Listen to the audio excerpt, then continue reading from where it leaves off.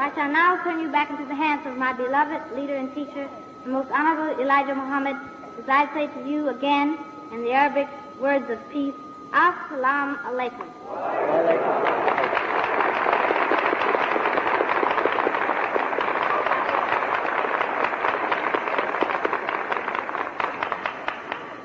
Do we have another one?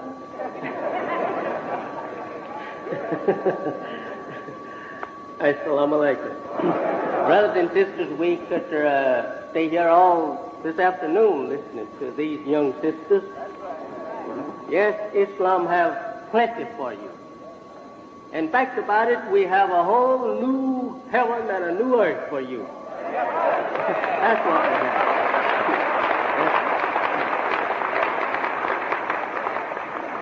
We can't use the present world for our world. We want the world of peace, and we want the world of unlimited progress. Therefore, God Almighty has said through the mouth of His prophets that He will destroy this world. And He would set up a world of righteousness, a world of justice, a world of equality, a world of peace. That world will last forever. There will be no end to that world.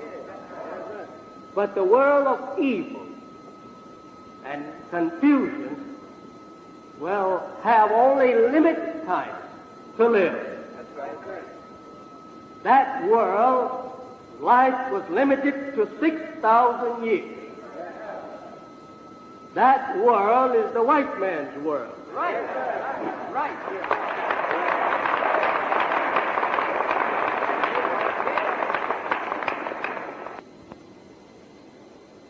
People, and declare you of everything. No, I'm not here to preach against no one. I'm here to just tell the truth.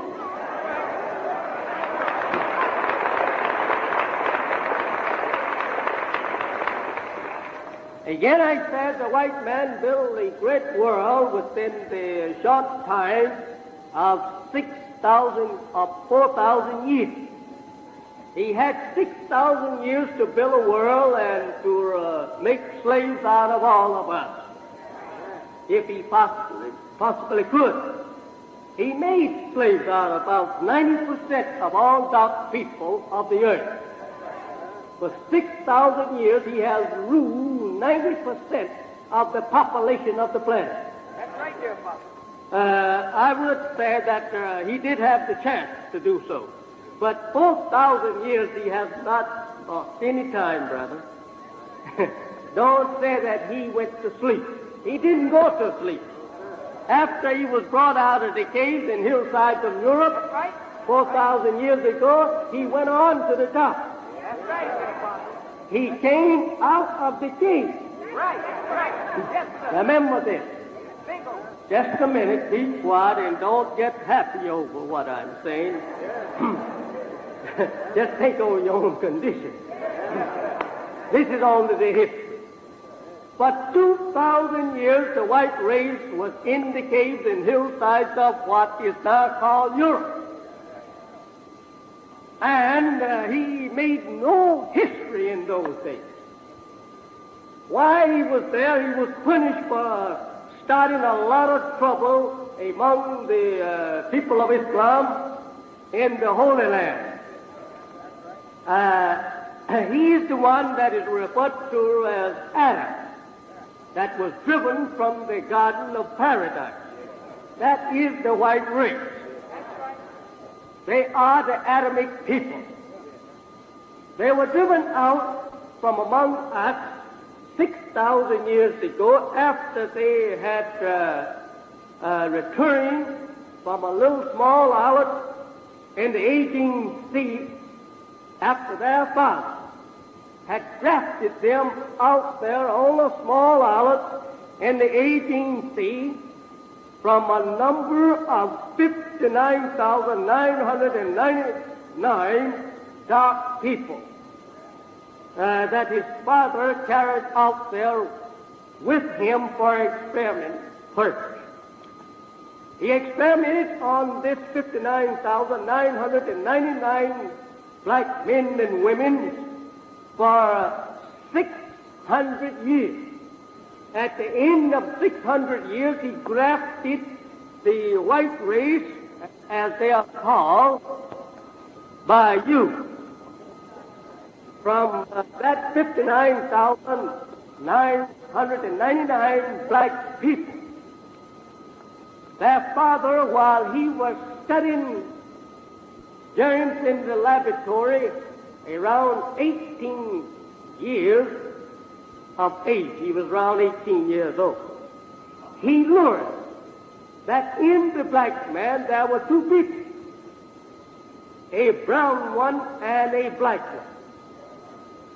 And while studying the two germs, he gotten the idea that if I can separate, if he could separate the two germs, the brown one from the black one, and graft this brown germ into its last state, he could make a white man. And he said, the only way to do that, I will have to kill the black one and save the brown one until I can drive the brown one into another color. Yellow, red, from those other two colors, I will carry them into the final state, which will be pale white. By killing the darker one off all the time, not allowing the lighter one to marry on to the darker one. Keep the lighter one married on to the lighter one until they produce the baby that you call white. After producing a white baby, there would be no other color that you could get from the black germ. That would be the last stage of the black germ. In fact about it, you will have no more black. You will have no more brown. You will have no more yellow or red. That will be a new person altogether. The white one became not of body. After being grafted, he became not one of either of these, black, brown, yellow, or red. The fifth color became an independent color then to itself. There would be no other color that you could get from the black germ. That would be the last stage of the black germ. In fact about it, you will have no more black. This is the way this race was created, not from the dust of the earth, as you have a symbolic picture in Genesis there and in the Holy Quran. This is only to hide the real secret of the making of the man. And it thus can be considered the low, humble organ of the man. He was made from a very low, weak, humble part of straw. Now, the black germ is stronger than the brown germ. The black germ is the original. The browner is a little weaker than the black. What happened to the black after the father of the Caucasian race? He was called Caucasian after he had been grafted out of the darker people. Caucasian means this with us: weak bones and stale face. After being grafted out of the black man, he became weak physically, and his color became a stale color. To us, we call it stale face. And the actual frame weight of the man and the entire physical form was weaker than that which it was grafted from.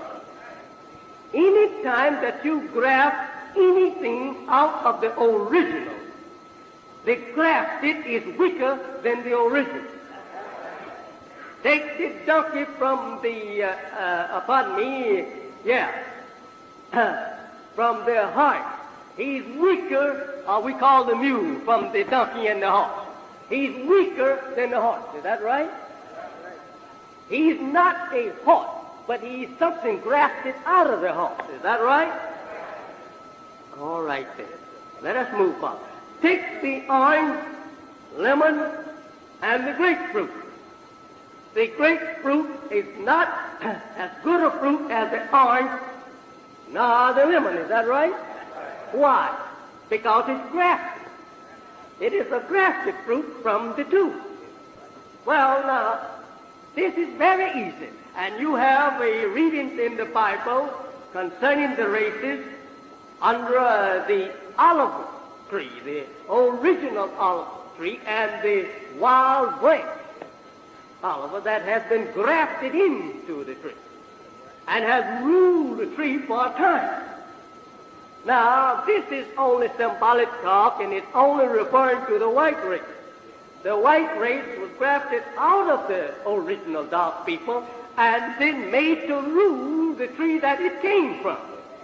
And they have ruled the tree that they came from for the last 6,000 years. Now, I say I give them credit for what they have done, and that is the way of the original man, is to try out everything. He has been an experimenting God ever since he had a universe. We are not the people that will sit still and wait. We always is trying out a new thing, experimenting on the heavens, experimenting on the people, experimenting on the birds, the elements, and everything. As the white man has that same knowledge. The white man has experimented on all life. There's no life that he has not experimented on. Is that right? Everything that life that comes within his knowledge, he taken that life and experimented on it, and he brought it under control. Is that right? You have it in the Bible that Adam was given the power to rule everything. That's the white race. And they were to rule everything and subdue it, or make it to bow to them, even the fish of the sea. And that's right. The white man has even tamed the fish of the sea. He has tamed every element that he captured. He has made that element to bow to his power. Is that right? And his wisdom. He has made the birds to bow to his wisdom. Is that right? He has made everything to submit to his authority. Go, Adam, and everything shall bow to you. Now, in the Holy Quran, it said, even the angels were asked to submit to Adam. And they all submitted. Is that right? Submitted how? It would be absolutely sin for God to tell the angels of heaven to follow a sinful man. Now, how is this sin, Muhammad? It is not that they was asked to submit and do as Adam say, or his race tells them to do of evil. But what is meant there, these angels, means the great scientists of that us that you read of there in the Genesis. In the Holy Quran, the Holy Quran reads, we created the heavens and the earth. We created man. We know what man's heart even suggests to him. We are the makers of the heavens and the earth. We, not I, but we. That's the way this Holy Quran reads. They tell me that I don't speak Greek nor read Greek, but they tell me the Greek Bible uses the same, we. All right? Now let us look and find this solution to our problem right in this word, we. If we, I say, understand the truth today, that we was first, we will be the last. We went to sleep, slept 6,000 years, and allowed Adam and his race to rule. Now, Adam and his race have ruled us 6,000 years, right? what are we going to do now? Go back and pray to Adam to rule us 6,000 more years?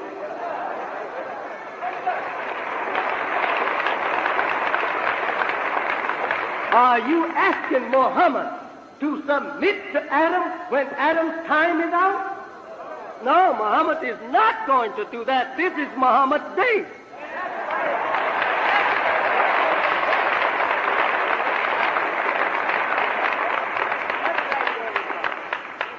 Yes, I repeat, this is Muhammad's day.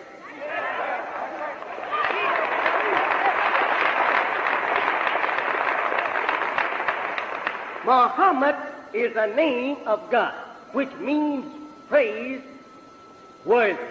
One that is praised and praised much. That is God. Now, it is God's day.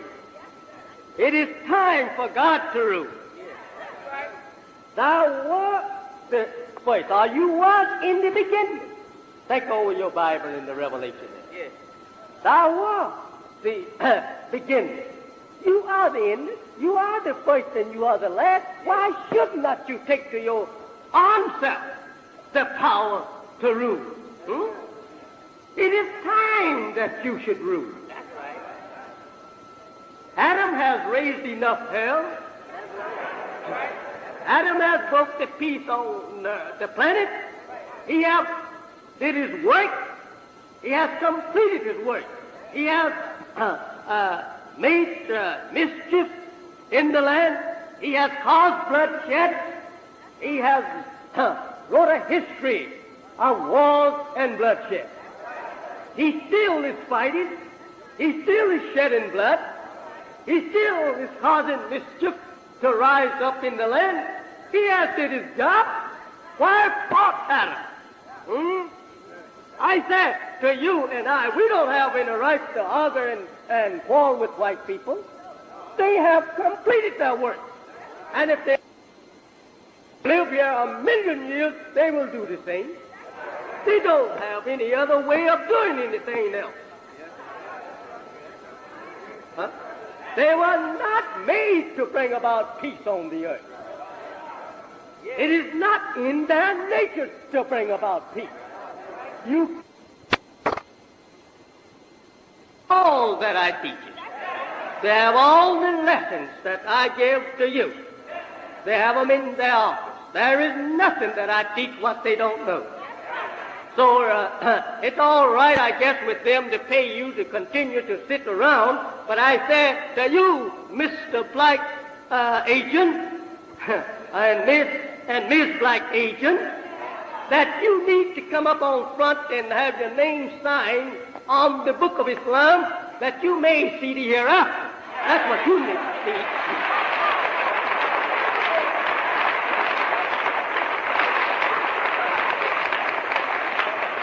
They boast that they have their agent all the time. One FBI agent said one day, he says, I was at the temple Sunday, meaning his stool fishing. He always boasts that they have our people that dumb to stool on each other. That makes a fool out of you and I. To accept $10 or $10 million to stool on one another.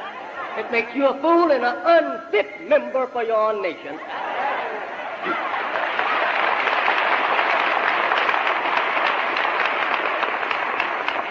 But one good thing about it, I have nothing to hide. The white race has built a civilization. They have come up out of the caves. They stayed there in the cave for 2,000 years without any divine guidance until the birth of Moses. Moses was the first divine leader that the white man had since the creation of Adam. And he put them on the road to conquering the civilization of the planet Earth. And they call Moses their emancipator, and they never forget him. That's right, and they should not. This man, Moses, found the white race in the cave. They were walking on their own 4,000 years ago. That's what Moses found. I know you want to question me plenty now about Moses' history. But I am prepared to give you every word of it, and the last word of it, and the meaning of all of it.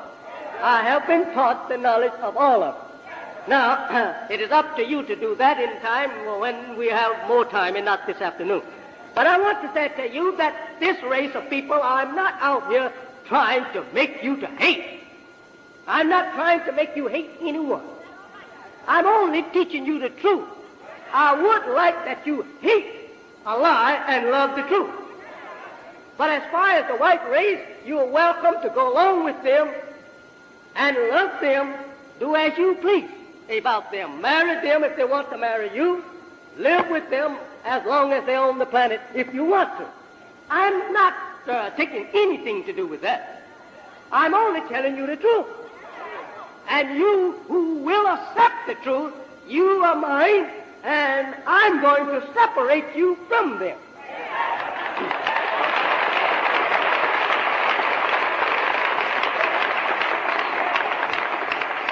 I don't want anything that they said that is there.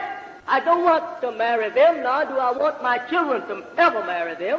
I don't want them trying to marry my children. I don't want them to sweetheart with any of us.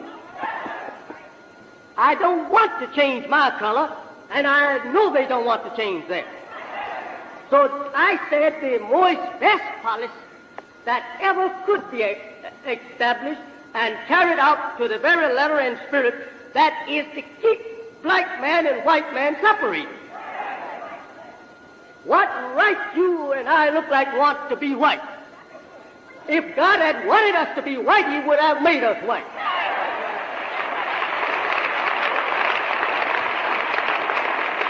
What right do the white man want to be black? His nature don't teach him that. His nature teaches him to be the color that he found himself in and try and rule black. That was the nature put in him, to rule the black man. And he has been doing a successful job of it. But happened today that you and I are living in, there came another that is greater than the father of the Caucasian race. Caucasian, remember, means weak bone and stale things. After being grafted out of the black man, the white man became white, and but he had no more black eyes. His eyes appeared blue. This is not, say, real blue eye. It is the reflection of the civilization of that man in the blood. The blood is not blue. It is red, like yours and mine. But there is a reflection of blue, showing the weakness through the grafting of that man in his eyes. You find it in the Holy Quran here, on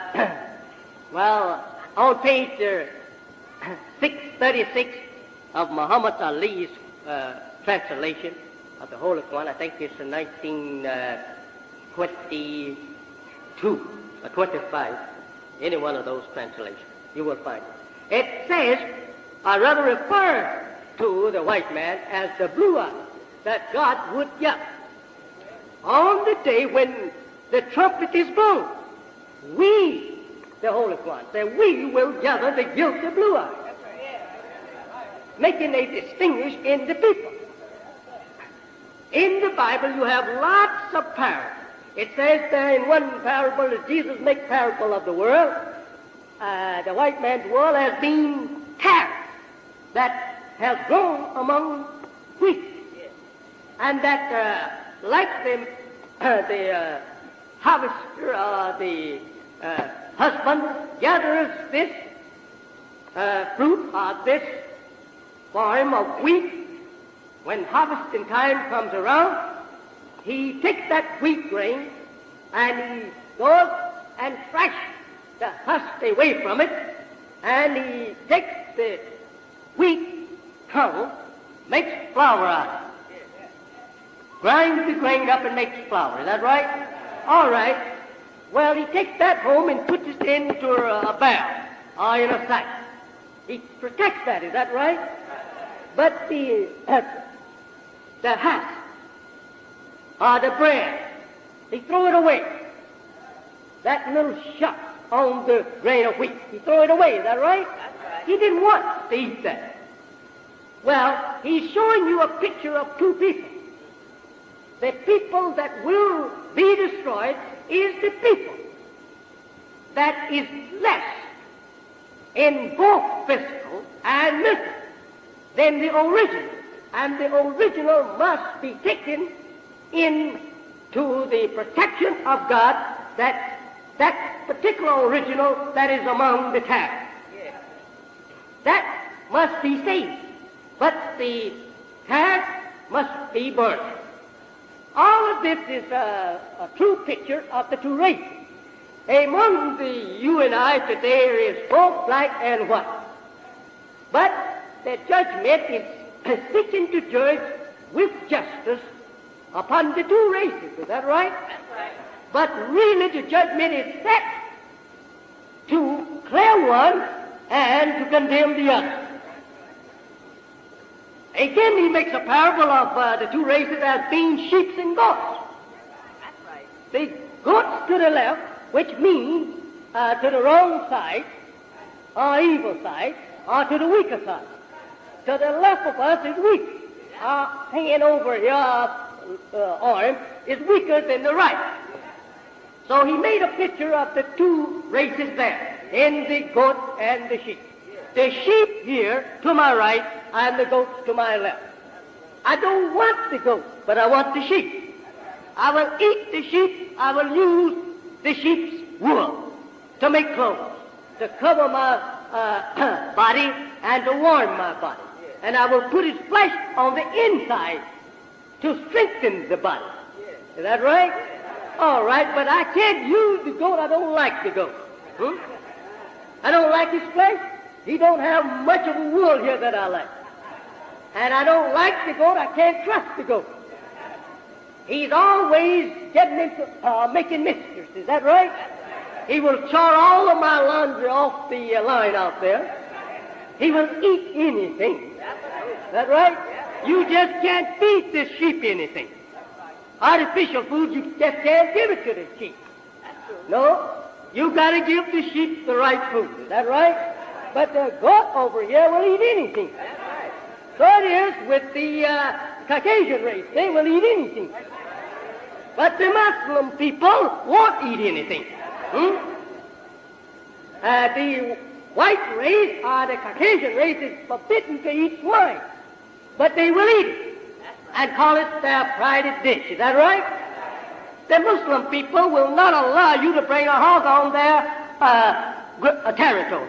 If this is the Muslim territory here, they will not allow you to bring a swine on their territory. And the Jews was forbidden to eat this flesh or to even touch this flesh. Now the Christian people gobbles it down and even try to find some defense for eating it in the Bible. But I don't think they have any there. But yet they try to say that when Jesus comes, he didn't condemn anything. That is the old Moses law. Now let us see. Jesus said when that he was talking, as we understand what it actually means, but this is the way it reads. When he was talking to the demons, or rather found the demons in a man, that he would like that man to be cleared of these demons. So they cried out to Jesus and said to Jesus, do not destroy us before our time. If you take us out of the man, give us another place. Send us into the swine. And Jesus bid them to go into the swine. Now, if Jesus sent the evil demons into the swine, would he then tell his disciples to go out there, fatten the swine, and eat him? We would have to go and clean that spirit out of the disciple again. Is that right? The disciple will still be tormented with that same evil spirit. But white people eat the swine. White people break all the laws of God. There is nothing that they don't do that the Bible forbids them not to do. In fact about it, the Bible is not forbidding them not to do these evil things. It is forbidding you and I not to do it, because we are the children of the righteous.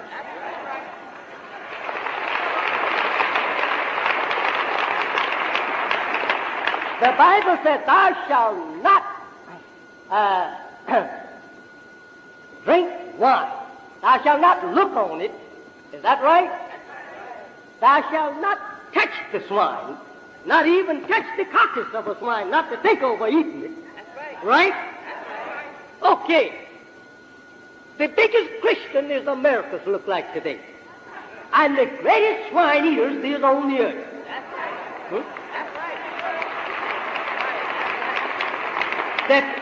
The preachers of Christianity, the teachers of the Bible, all have hog in the home, in their stomach. Huh? Okay, then, don't say that you don't care nothing about what he says. Oh, yes, I will. I will make you care something about what I say. You said that you're a Christian. You said that you lived for Jesus. Jesus did not eat hog. Jesus did not drink intoxicating drink. Jesus did not chew tobacco or smoke tobacco. Jesus did not get drunk. Jesus didn't rob. Jesus did not lie. Jesus did not commit adultery. Jesus did not break peace in homes, or did he go to war against nations. Right? All right, then, what kind of Christian are you? Are you really a Christian? Are you really Jesus' followers? Are you the Christ followers? Whose followers are you? I see liquor everywhere. I see hog everywhere. On the priest's table, he eats hog. I see the priest drinking liquor.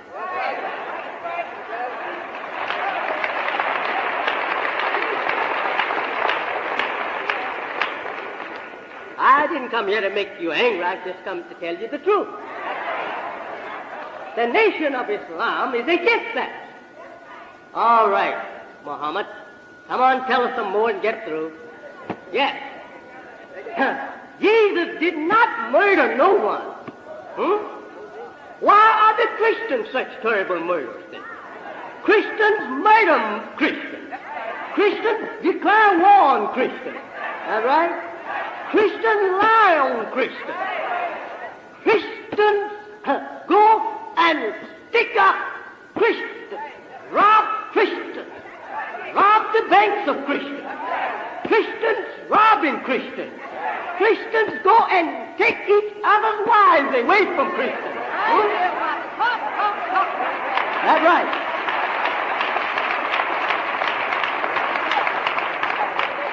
Christians enslave Christians, right? You are a black Christian, and you are enslaved to white Christians.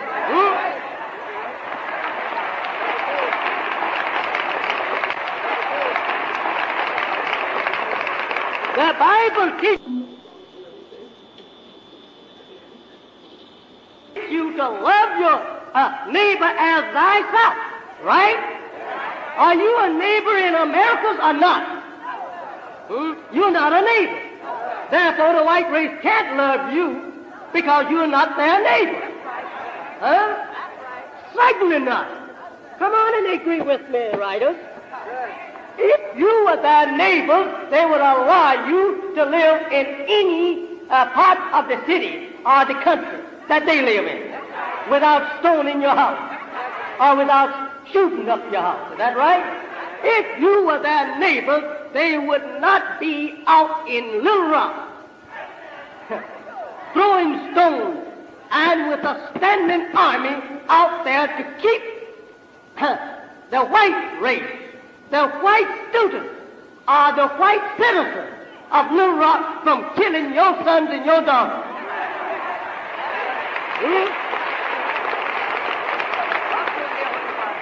You say, I don't want no teachings of Elijah because he teaches race hatred. Mister, let me tell you one thing here this afternoon.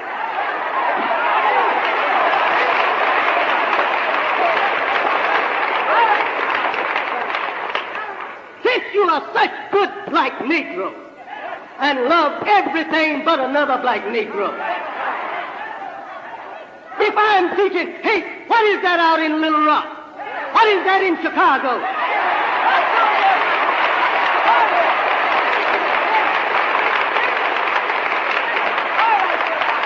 If I'm teaching hate, what is that in Harlem? Huh?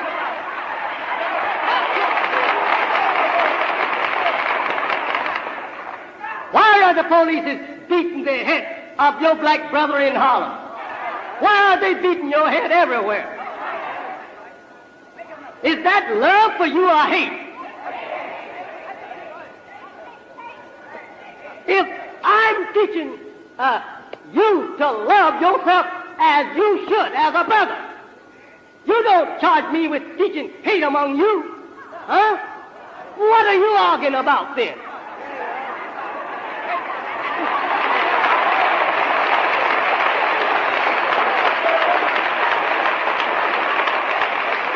If I teach you that you and I should love each other as brothers, fight and die for each other as brothers, be in unity as brothers, defend our brother and our brother's wife, and he, in turn, try and defend mine, defend our woman, protect our woman, and love your black brother as you love your black self. If I teach you that, can you say I'm teaching hate? No. What are you charging me with hate? What are you charging me with hate teaching? Here a few weeks ago, every scared, rabbit blood like man jumped up after me, calling me a hate teacher. And for 25 years, I've been teaching you. You never called me a hate teacher until a white man called me one.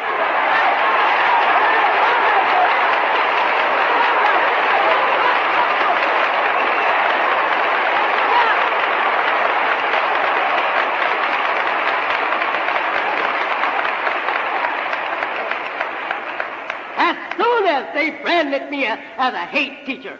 They didn't have to publish that but one time.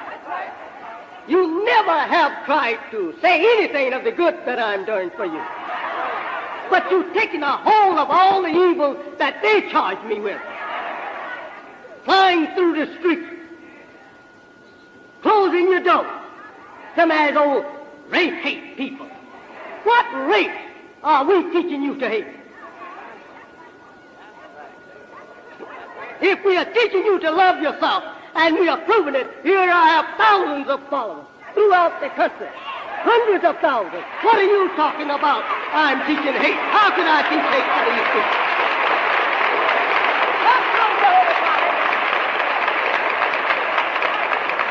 Now the trouble of it is with you. You want the white man to know that I'm a black nigger and I'm on your side because I would like to be a white person like you.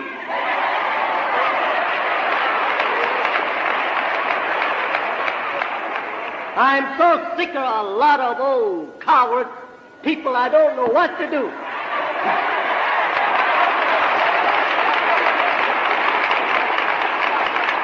Sitting around in our midst to run back and tell the white man he's teaching hate. He teaches that you the devil.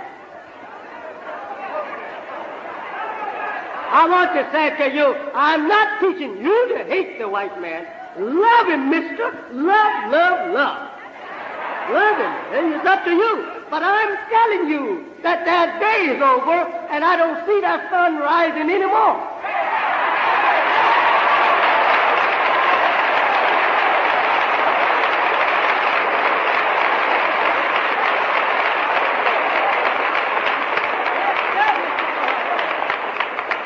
Even such peaceable charge as teaching that the doom of the white man could be made a charge against Muhammad, while all of his white scientists is teaching their own doom.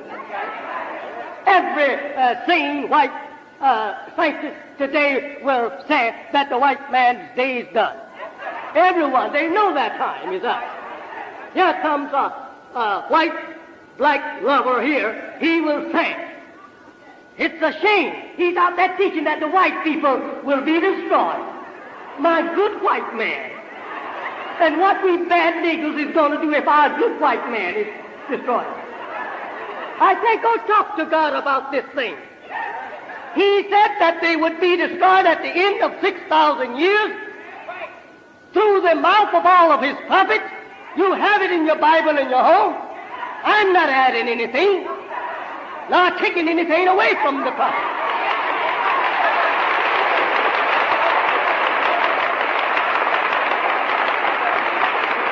If the white man's time is up, it is up.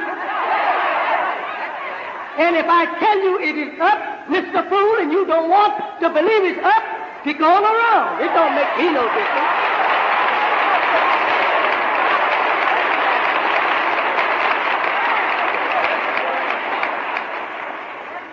After being beaten, walked upon, spit upon, lynched, buried, weighted down in chains and balls of iron, sold from one plantation to another for 3 long centuries.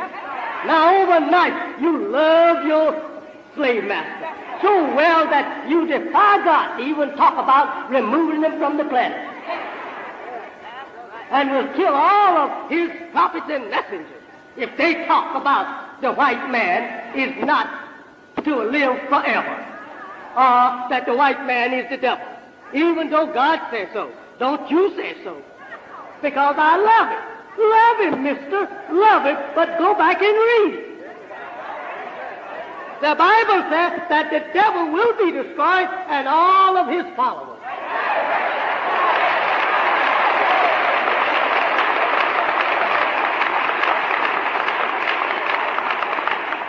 Some of the most educated of our people writing in the paper, he calls them bad name. I don't go for that. What have you been called? If the white man is called the devil and God says he's a devil, it's not a bad name, it's his real name.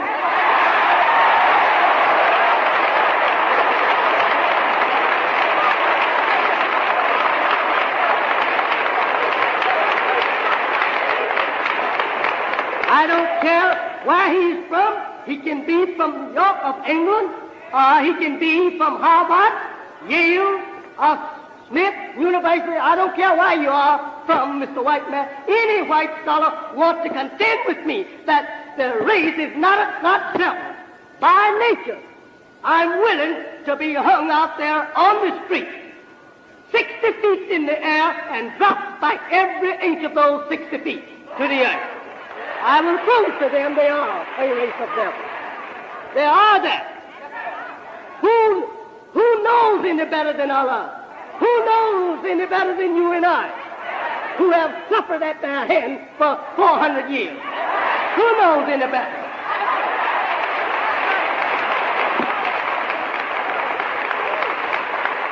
According to their own language, any wicked being is a devil. And they are a chief wicked being. When Yaqub made him, that's the name of the father who grafted the Caucasian man, referred to in the Bible in many places as Jacob. The Arab for that name is Yaqub. He grafted these people, and when he grafted them out of us, he taught them evil. He taught them to kill. He taught them to rule you and I by tricks, and to make us believe a lie to be the truth and the truth to be a lie. He taught them that. And the Bible teaches you that is the nature of the devil. He's against the God of truth.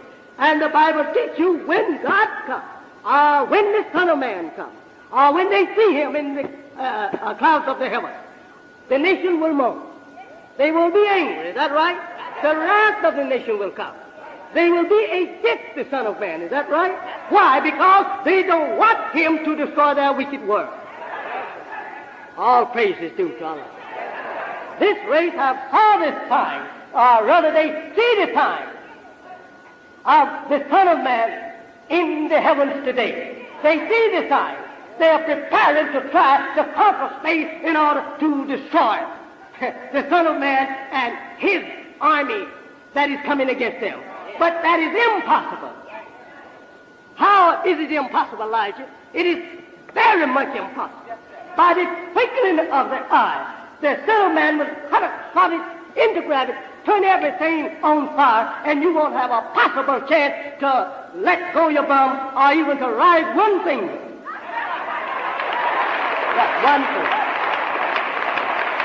I want you to know the truth. It is time that you know the truth. It is time that you and I unite. I don't have nothing against the undersecretary or the secretary of the NAACP, Mr. Bell. I think he spoke well or wrote well. I don't have nothing against him. I do think that we, the Muslims and the NAACP, I do think that we have the same mind in a way and is working towards the same goal. The NAACP was originally organized to seek justice for the black man. Is that right? And they are still seeking justice after 50 years being organized, right?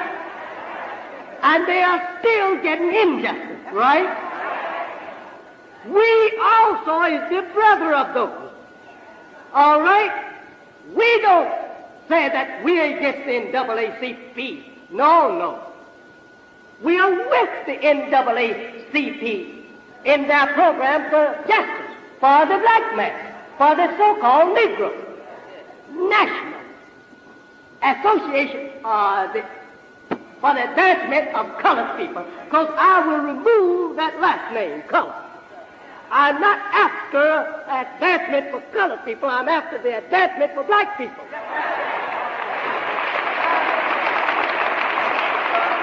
But I say to the black NAACP, don't think we Muslims is against you. You are only the body and the foot members. The only thing that we are against is your head. You don't have the head that belongs to the body.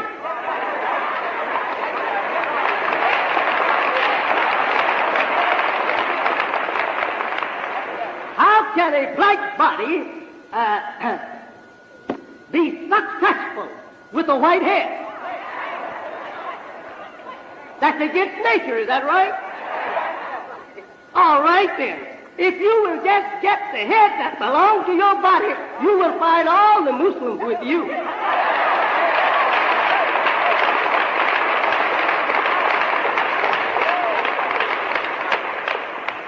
Though we are not going to interfere with your way.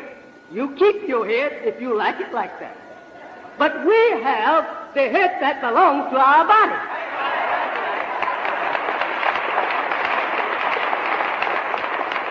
You will never be able to get freedom, justice, and equality from your slave master, not as long as he is a member of the white race. It is not in their nature. They will not take their razor and cut their throat. If they give you freedom, justice, and equality, that's like them pulling out a razor out of their pocket, slashing their own throat. So wake up, black brother, wake up, black sister, wake up, black brother, wake up, black father and mother. Let's get together. Let you and I get together.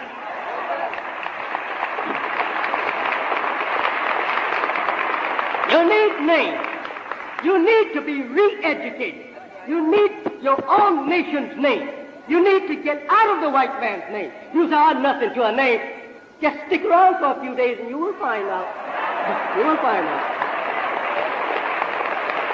Why is it that the white people, after 100 years, so-called liberation of youth from the servitude slave? Look, the other day I saw in the paper where the white man was calling me Mr. Pooh. I wonder why in the world he wanted to call me Mr. Pooh for. He said he just taken the name Muhammad, but his right name is Pool. If right name is Pool, is my name, then I should be a white man.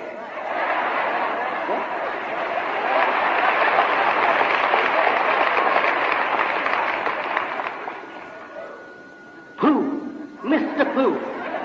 Think over that, calling me Mr. Pooh. He wanted me to be himself so bad. He would like that I be Mr. White Pooh. But I'm not white. I don't call myself after white people.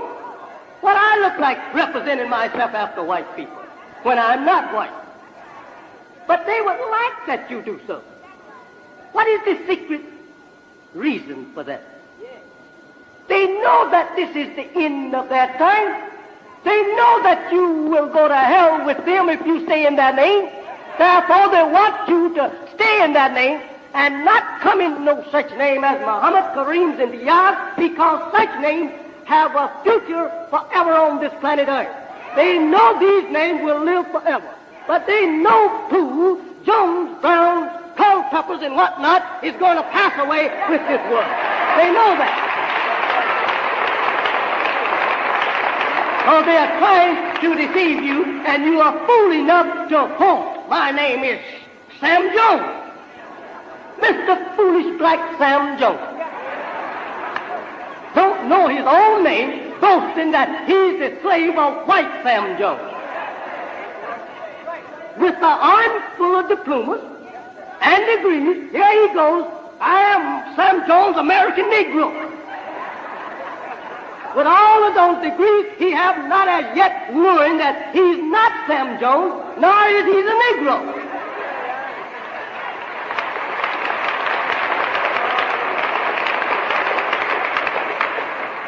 The name don't mean anything. And the Bible teaches you bring everyone that is called by my name. And all that had the name of the beast went down with the beast. But everyone that had the name of the Lamb's father, he went in. Is that right? Bring everyone, Isaiah said, that is called by my name, and I will give them a name after my name. I will give them a name that shall live. I will give them a name that will not pass away. As I live, praise the Lord, so shall my name live. Is that right? All praise to the Lord.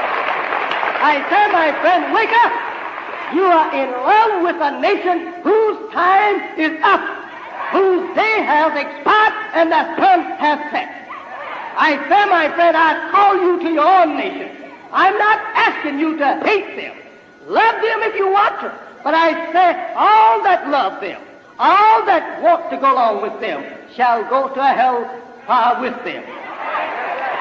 Yes. God has said to me that he was going to burn every one of them. I'm not saying this out of their hearing. I'm saying this in their hearing. I know they'll listen to me. God has said he would burn every one of them and burn up all that they have created, and he will build a new civilization altogether.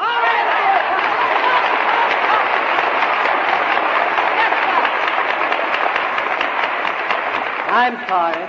I was too late. The time is just about up. I want to say to you, I have a letter here that I must read, but I feel like that.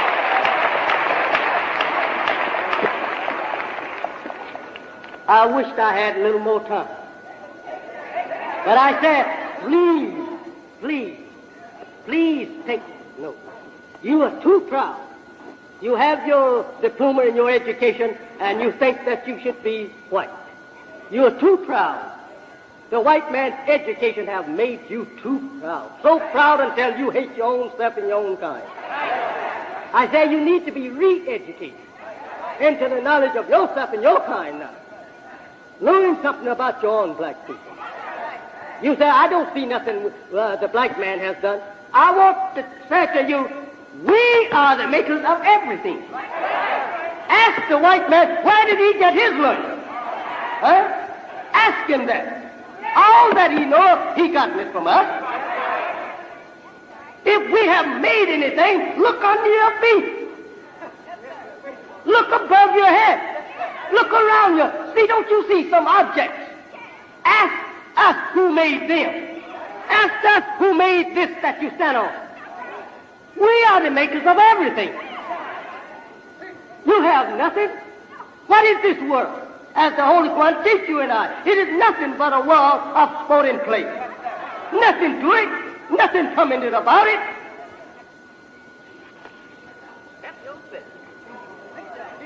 We make worlds of worlds. Stick around and see. You will see. That they have come for the truth. The poor black man is born a coward under the white man's lash. Lashing him night and day, shooting him down in his family, just to frighten the members of his family, to not dare disobey him. Go walk into his home and shoot the father or the mother down. Beat them all to death right there in the midst of the children, in order to make these children come up fearing white man. I say, my friend, Islam will take that fear out of you. God over in Islam will remove that fear. I don't have any fear. I don't care if I was lynched this afternoon. I would not be lynched fearing. I would not yet fear the lyncher.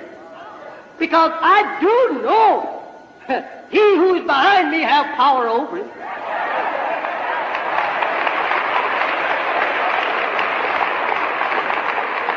Come, one of you here, pardon me, the time is up. We have to get out of here. And I do love to teach the truth. I do love to see you come out to listen to the truth. But I said to you, my friend, you are sitting here. I must tell you this before you go. You are sitting here listening for something that will be good for you today and tomorrow. I said to you, my beloved brothers and sisters that is sitting here before us this afternoon, that you need the home. One of the number one things or needs that you need today. It is a home. You don't have no home. You in America at the mercy of the American white man. You don't have no home here. If he sells you a home, he can go and bum it and shoot it up if he wants to. Or take you out to honor and lynch you. You don't have no home here. I say you and I need to unite, get a home on this earth that we can call our own home. You need some of this big old earth. There is 57,255,000 square miles of land sticking out of what? You don't have none of that. I said to you, the white man robbed the Indian of this country. Killed the Indian and taken it away from him. All right, the old Indian had been here for 16,000 years. White man was created 6,000 years ago. The Indian had 10,000 years.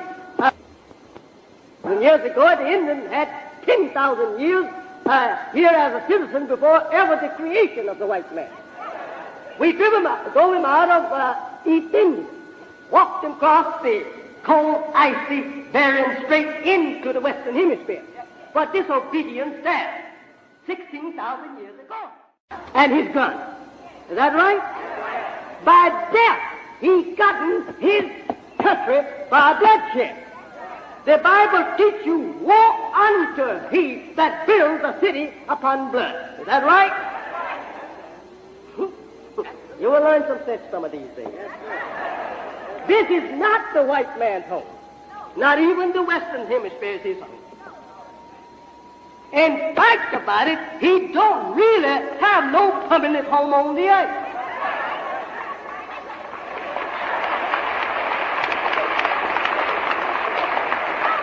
You and I need a home. Let you and I get together, get us a home to ourselves on this old planet Earth, and stay out of the white man's house. And then we will live in peace, get along with each other in peace, and we will feel more at home when we can look around and see every member in our house black members. But when we look around in a house and we see black, brown, yellow, red, white, these colors all cannot get along in peace together. They must be separated. And think about it, the Bible teaches you that God even is as much separated the races one day. Is that right? And that he will in the last day separate the people. Is that right? All right, then what are you arguing about? No white man will talk like that. White man says, stay white man. Yeah, the Negro, don't say stay white. Let us be your brother, and we all married together. We're all God's people. We're all from one Father. We're not from one Father. Our Father is not their Father, and his Father is not our Father. As the Bible teaches you in John there in the 8th chapter around the 44th verse, it says that Jesus says, your father is the devil. And if you were the children of Abraham, you would love me. Taking these people out from even the nation of Abraham and even of being the people of the true God. You are the children of the devil. I know your father. Your father was a liar and a murderer from the beginning. And I saw your father fall from heaven. He referred to the fall of Adam from the Garden of Eden in those words. And the murder, Adam was a murderer and his children murdered. Is that right? And the whole race of the Adamic people today are liars and murderers. Right? If I'm not right, then shoot me down. And if I'm right, keep me standing up.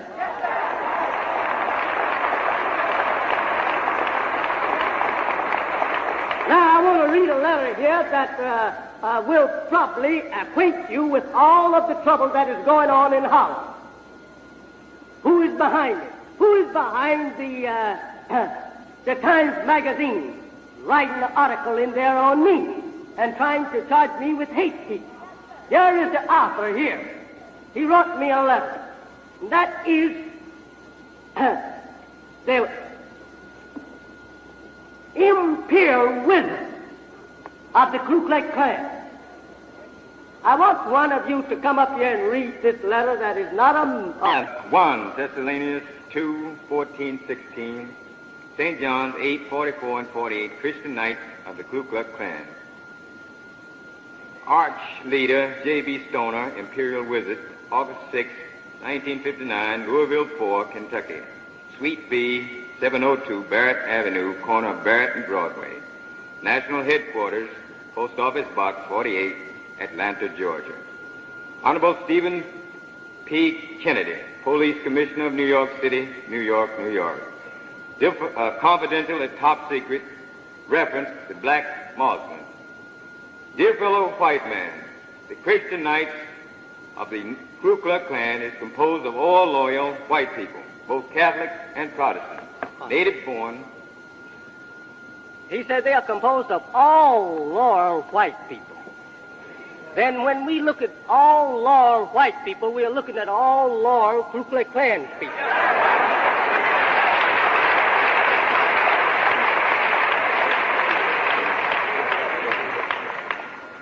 Native born and foreign born, young and old.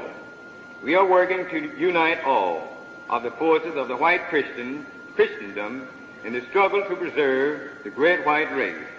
To preserve, pardon me, just listen what he said. To preserve the great white race. Who is going to preserve the great black race? When you here want to be white. Well, now, who's going to preserve the black man? If you want to go over and be white, or let them absorb you and your color, who is going to preserve the black man? God and Elijah will try and preserve them.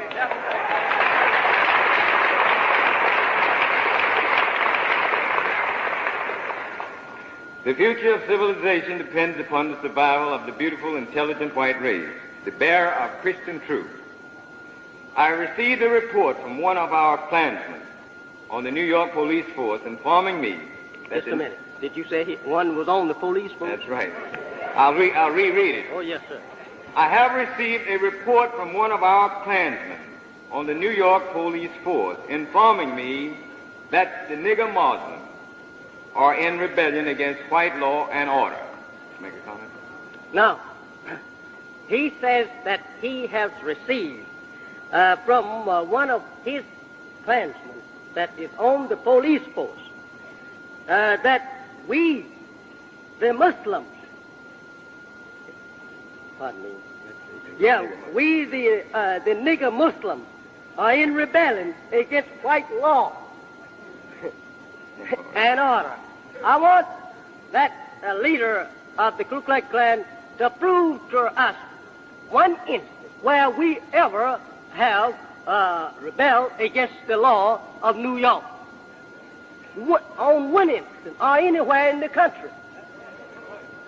I wished I could take him to Congress, and he and I sit down face to face with a mic, a national hookup, and let everybody see he and I talk together. I would like to do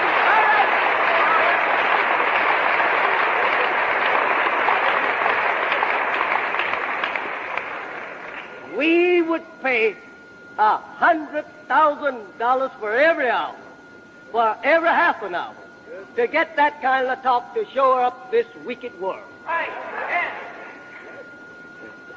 He reports that those blacks have no respect for you honest white Christian policemen. Just a minute. Now, we have no respect for police force. We are in Chicago for over 25 years. We were in Detroit 10 years. We go all over this country.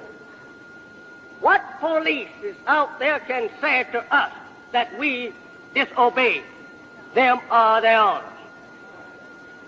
We are the best law-abiding citizens there is in the country when it comes to not making trouble. We don't make trouble. What we look like trying to rebel against the law and order of the country with nothing but our hands. We don't carry knife, gun, pistol, or nothing. We don't teach our followers to carry no such thing. We come to you absolutely without any armed with nothing but the truth. And yet we are the greatest troublemakers in the country, doing nothing but at peace with each other, and yet it's troublemakers. That shows you who these people are. Move on. Therefore, in the interest of law and justice, I am offering you the support of the Christian Knights of the Ku Klux Klan. Look out, Harlem. I read in the paper last week where they had already reinforced the police force. So better look at them careful. You will see a little badge with the cross on it.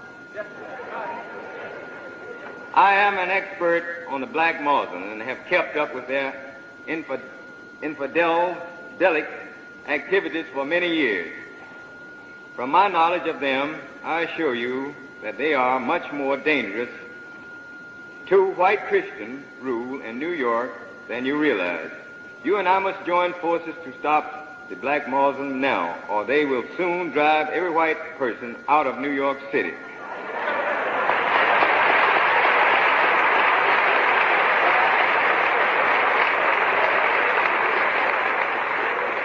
Very weak.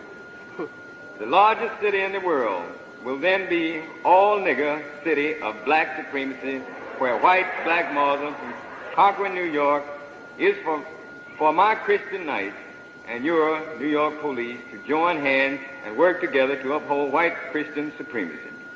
Without the support of my Christian Knights, the Muslims will continue to force you to retreat until you and the great Mayor Wagner and all other white officials and judges will be ousted from office. Then he will only allow niggers on the New York... Mr. Oh, I'm sorry. I passed the line.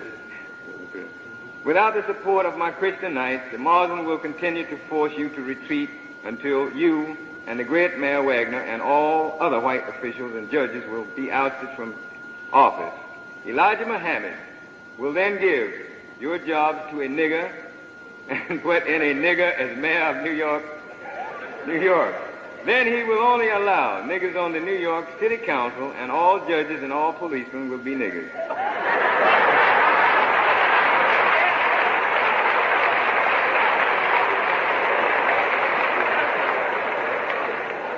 By then, the Muslims will have driven all white people out of New York without exception. Don't let the black Muslims fool you when they demand entrance to schools in white neighborhoods or demand houses or apartments in white areas. They only wish to enter white neighborhoods and white schools so they can then proceed to drive all the whites out.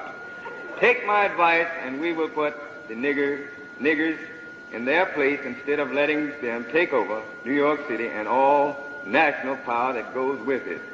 Continued, page 2, preserve the white race. Page 2. Page 2. We need to put the black hoodlums out of business. But we must do it in a legal way, with the police and the courts. As a Georgia lawyer, I insist on doing everything according to law. You know what I mean. It is urgent.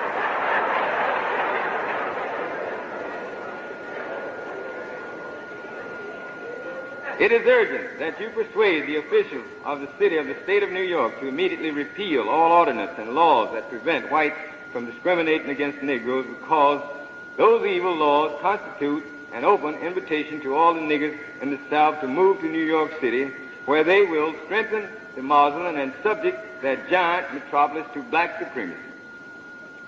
Those laws need to be replaced with laws that will help white Christians in New York to imitate us Southerners by keeping the darkies in their place. You might be interested in knowing that some Southern businessmen and farmers are complaining because their darkies are leaving the South and moving to New York, where they can get higher pay. Wealthy Southern housewives are complaining because it is becoming harder to find colored maids and cooks who will work for $1 per day.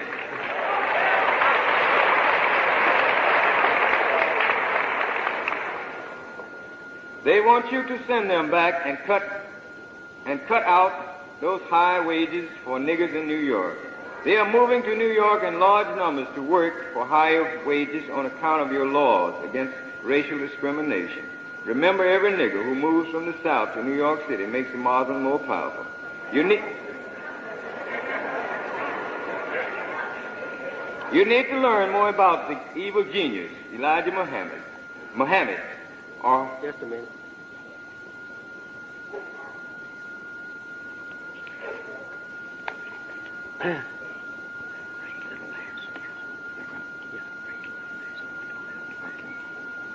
Elijah Muhammad, or you will never stop him and his niggers from taking over your city. He claims to be the reincarnation of that infidelic 7th century prophet, Muhammad, who almost conquered the known world, and he may be him because he is much more clever than the other niggers.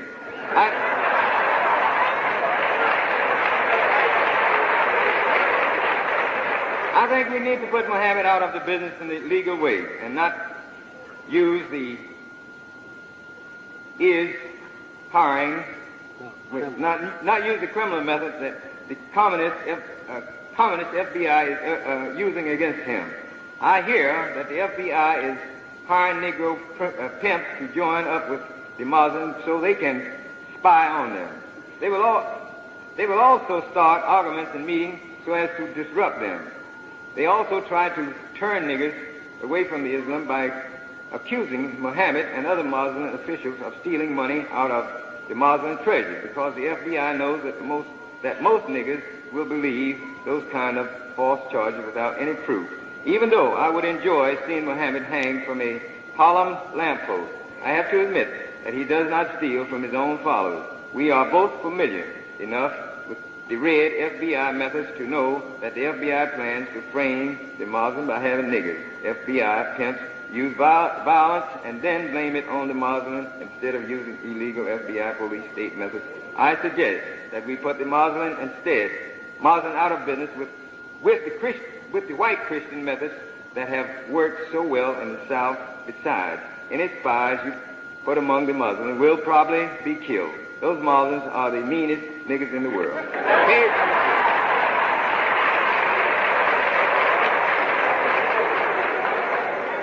You need to realize that Muhammad has organized several 100,000 Negroes throughout America.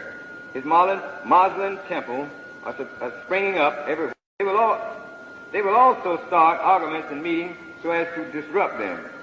They also try to turn niggers away from the Islam by accusing Muhammad and other Muslim officials of stealing money out of the Muslim treasury, because the FBI knows that most niggers will believe those kind of false charges without any proof.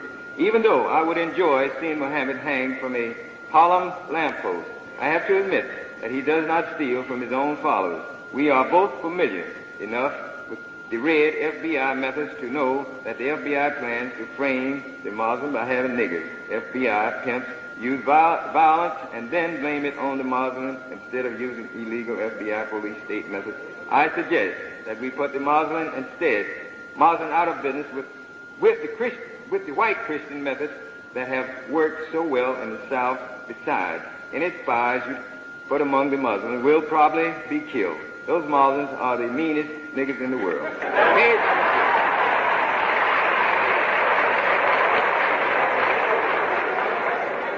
You need to realize that Muhammad has organized several 100,000 Negroes throughout America. His Muslim temple are springing up everywhere. He has several temples in my home city of Atlanta. If you were a student of race, you would know that Christianity is the white man's religion and has only been successful in white countries, whereas the Muslim religion, Islam, is a nigger religion which appeals to the nigger, black racial instinct. That is why the Muslims grow stronger every day, even though every nigger that becomes a Muslim will go to hell when he dies. If we fail to stop the Muslims now, the 16 million Negroes of America will all soon be Muslim, and you will never be able to stop them. Reports from Christian missionaries say that Islam is sweeping over all of Africa, so don't underestimate the Muslims.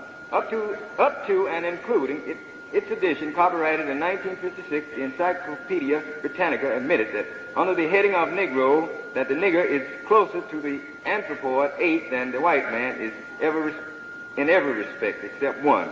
It also revealed that the nigger to be natural, born cannibal.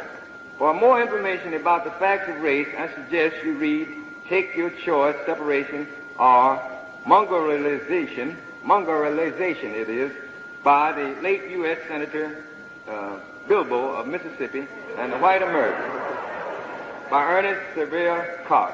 Both are in the Library of Congress. Another valuable race book is The Cult of Equality by Stuart O. Landry, 305 Charters, New Orleans, Louisiana. Therefore, you can easily see that your problem is with black savage.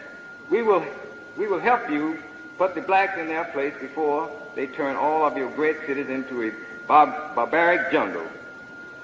The NAACP is a bad gang, but I assure you that the Muslims are 10 times more dangerous. The NAACP is a cream puff compared to the black Islam. The NAACP likes white people so much that its members try to associate with us whites every day.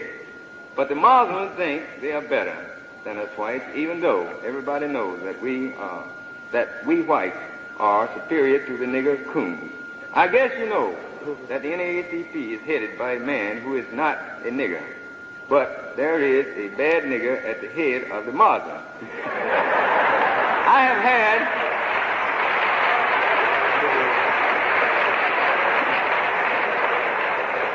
had white Christian friends write to many magazines inciting them to denounce Muhammad and his Muslims so as to scare many cowed Negroes away from him. So far, I have managed to stick both Times Magazine and U.S. News and World Report on them. Police Commissioner Kennedy, my dear friend, I now offer you the service of the Christian Knights of the Ku Klux Klan for the purpose of maintaining white supremacy in New York City and for keeping New York niggers in their place. I think 5,000 Klansmen could clean up Harlem, and Harlem for you, if you would give them police badges and New York police uniforms to wear instead of their Klan uniforms. They will leave their Klan robes at home so the New York niggas won't know that your police reinforcements are white Christian Klansmen. You can use our Christian night as guards to protect every white business in Harlem and also other New York areas where niggas customers are giving trouble to white businessmen. After all, how do the black jigaboos expect to live without white businessmen to sell them what they need? You can also use our Klansmen to escort white salesmen into Harlem and other parts of New York City that are suffering from the black plague. I will expect you to supply my Klansmen with police pistols so they won't have to carry their own pistols. They will also require machine guns, riot guns, tear gas, and big clubs.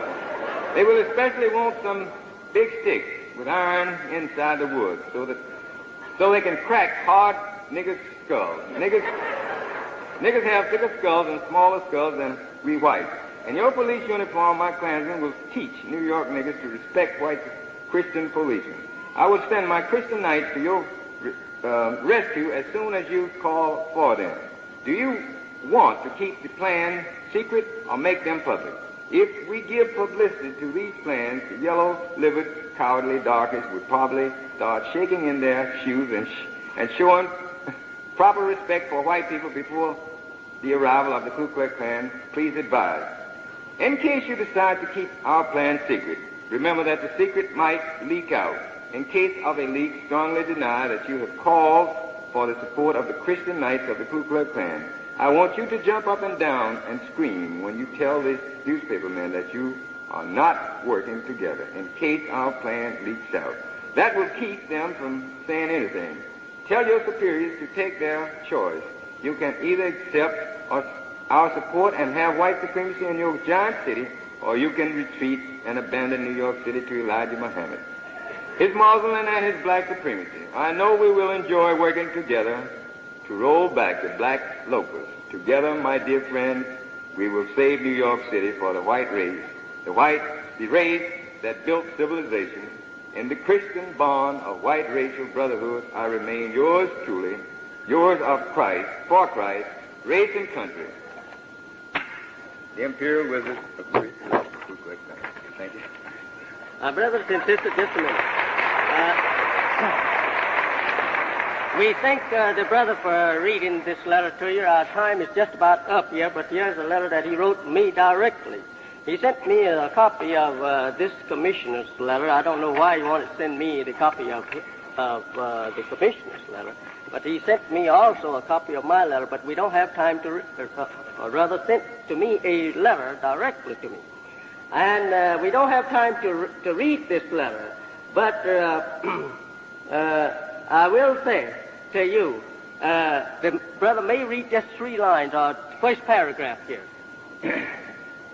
Infidel, I have your black Muslim on the run, and I will soon put you out of business.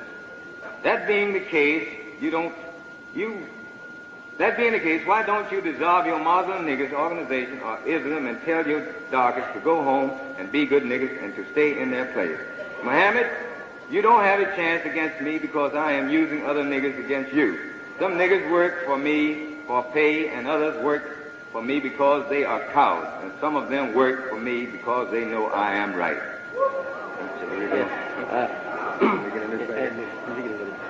You will have to admit that I kept you from speaking in Indianapolis recently. For several months I have been operating out of my special Louisville base to build the Klan stronger in the border states, especially Indiana. Therefore, when I heard you were planning to speak in Indianapolis, I drove over to Indianapolis and had a conference with local Klan leaders. They told me I had nothing to worry about because they would scare the coward Negroes in Indianapolis. They then got prominent people to call on Reverend Harding and other leaders of the nigger community in Indianapolis and headed you off. We were also able to frighten you and your black friends with the police. Of course, I told them to threaten you. with other laws instead of that unconstitutional law that says you can't hate anybody, whatever that means. Yes, thank you, brother. Thank you very much. Brothers and sisters, you have heard these letters read, and a part of another letter here, which I would like that you heard the whole entire 2 pages of it. And you will find out that this Klan's leader boasts that he has the preachers of the church on his side, and that several of them is working directly with him. And I don't think that they actually know that they are working with him, but this is enough for them to learn. And this is enough for you to know what they are doing against you. Think over these things. They like to beat your head. They like to kill you. They like to deprive you of justice. They don't want you enjoying the same freedom that they enjoy. They don't want you in a good home. They don't want you in their neighborhood. They don't want you in their country. So why should not you and I unite and get out of their country? Let's get out from among them.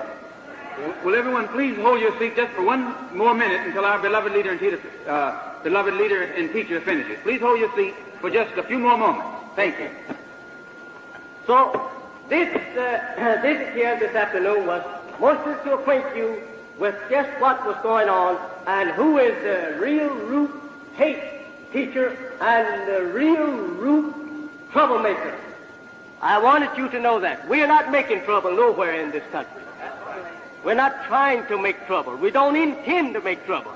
We only intend to try to unite our people, get them together, tell them the truth, and teach them to go for themselves and stop laying around licking white people's boots, begging them for a little piece of bread and a little dime, our job to make a dime.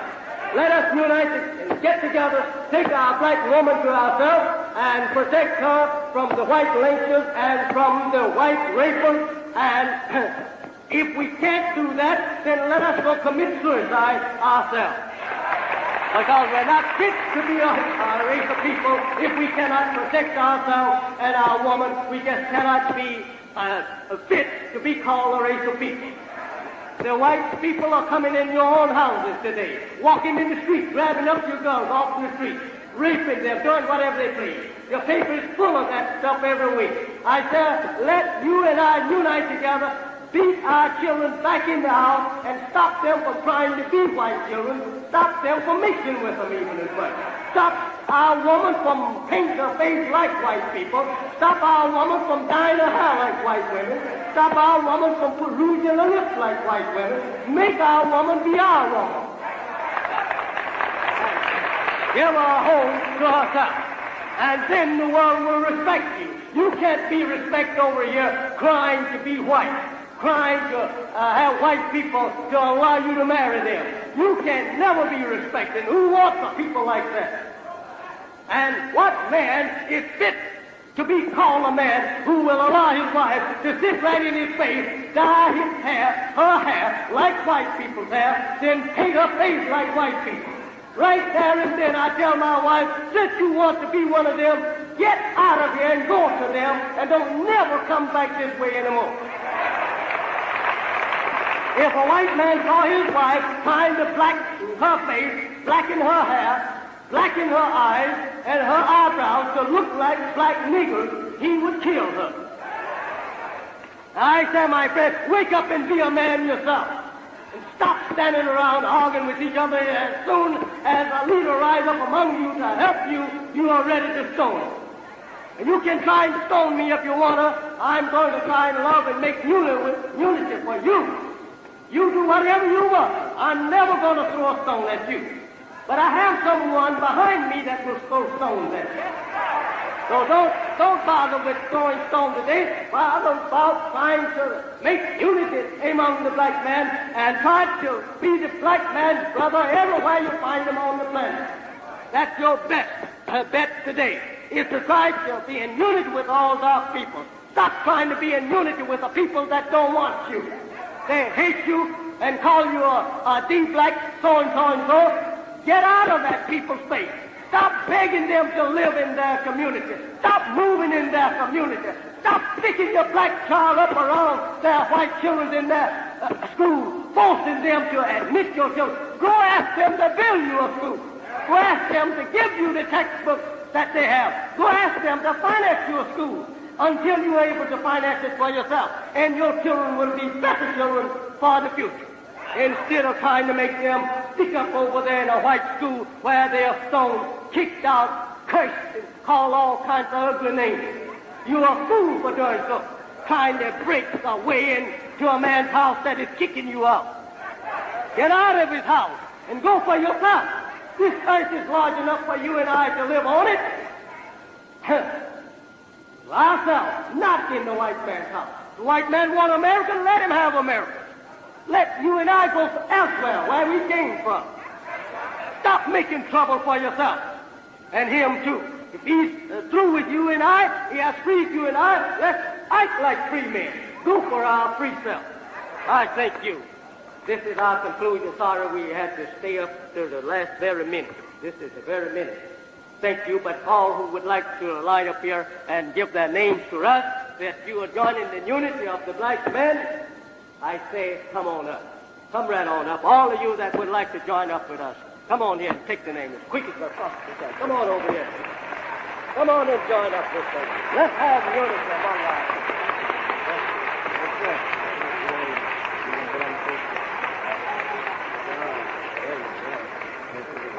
Come on forward, brothers and sisters. Ku Klux Klan and not. Tell the rest to hold his seat. Everybody that's not registered, please remain in your seat.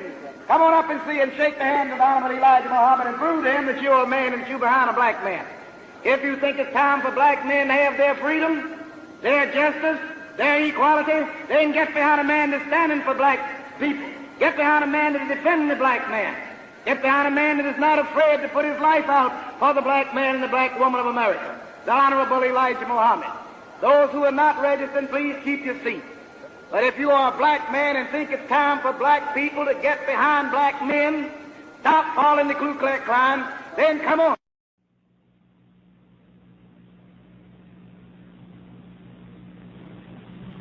Greetings to you.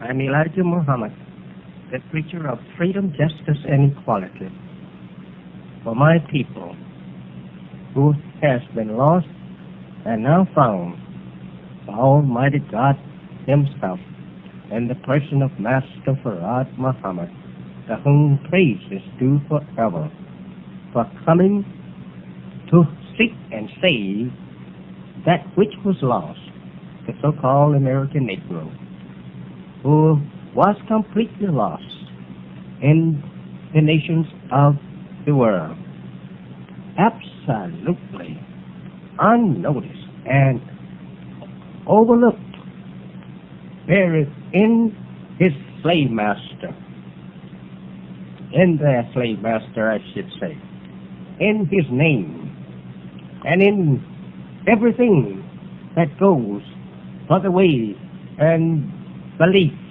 of his slave master. He was made completely after his slave master in every way, except white. And he has been now so spotted and so much like his own slave master that he himself can hardly be distinguished, some of them, from their slave master. All of this, I say to you, today is now being noticed and being understood by the nations of the earth, that it is this poor people that is called Negroes, that is the Bible's symbolic lost sheep in the house of Israel.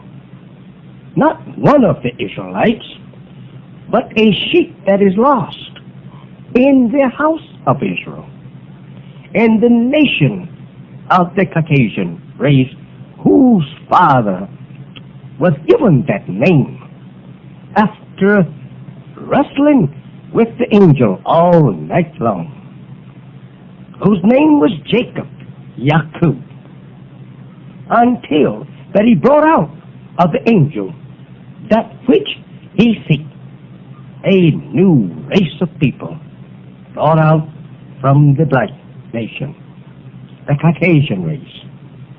He wrestled through all the night, which was 600 long years, to produce a nation, or race of people upon the earth with his ideas, made after himself, as the book teaches, that he breathed into them of his spirit, and they become conquerors of the earth. This is Yakub and his race of people, the Caucasian race, the race that is absolutely referred to under many wicked and cruel, savage symbols in the Bible. I say, my listeners, that we must get down to facts and reason with facts, and do not be upset over the truth, but accept the truth, that your miseries might be eased. Many are saying that America's the land of the Christian, the people who believe in God, the Father and the Son. These people, I say, here in America today, it is wonderful to see how a people has been able to deceive the whole world, that they are so good and so righteous, and yet their history and the record of their actually doings is the most evil and the wickedest of all people that ever lived on the planet Earth, America. Let's see why America is now having so much trouble. Let's see why America is getting into one trouble or one calamity is coming upon her after another. Let's see how and why this is going on. Let's take history to find America's evil and the cause of her wicked doings. Let's look for it. Here, according to the history of the nations that were destroyed and the governments and kingdoms before this day, what was the cause of their fall or their destruction? Let's take a look at it. It was due, according to the Bible, of the history of Noah and his people. We go there. That the word of God was ignored by the people, that he was risen up among to cry to them that God would destroy them for their weakness if they did not repent. It was for the righteous Noah and his followers that God destroyed those people and buried them under a flood of water. It was the cause of the righteousness of Lot and Abraham that God destroyed the Sodomite and Gomorrah people, because they refused to submit to the will of Almighty God Allah. And when he saw fit, according to the Bible, he destroyed them. Let us take another look again at the fall and the destruction of ancient Babylon. What was the cause of her destruction? It was due to her having in her midst the righteous, having in her midst that faithful prophet of God, Daniel and his followers, and refused to let the captivities of Israel, whom they taken from Jerusalem and brought into captivity into Babylon. They refused to let them go until God had struck them with chastisement. They made mock of them. They made mock of even the sacred vessels of the house of the Hebrews' God. They made mock of Daniel. But they all suffered this mockery and disgrace that was brought upon them through prosecution of this wicked King Nebuchadnezzar and Belshazzar. He suffered through both, the range of both these kings, and come out triumphing over them in their destruction. All of this was due to this people making mockery of the God of Daniel and the truth in which he preached and prophesied. What is the history have to say on Pharaoh and his people, where Israel dwell in the land of Egypt? What does the history show us? Because of Jehovah going there with Moses as his servant or as his right hand to use against Pharaoh and his people who had refused to submit to him. I said to you, read these histories and find just why these people fell. Why was their kingdoms overturned? Why was their name blotted out, some of them, and their cities, the seat where that they once dwelt, some of them as ancient Babylon and as Sodom and Gomorrah has never as yet been rebuilt by any builder. No one has established on those grounds a city, because they was left there for what? As an example to this people today, the Caucasian world, that they too will be destroyed and their names blotted out from the nations, and their cities, their towns will be wiped from the face of the earth.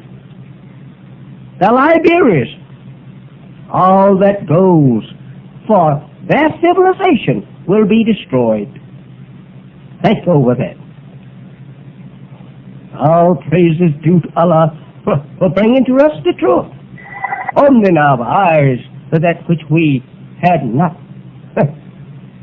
knowledge enough to see ourselves, and our ears that we were unable to hear and understand.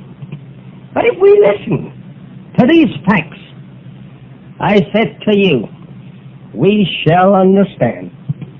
If we listen to these truths, we shall see the sin of America and understand why that she's in so much trouble.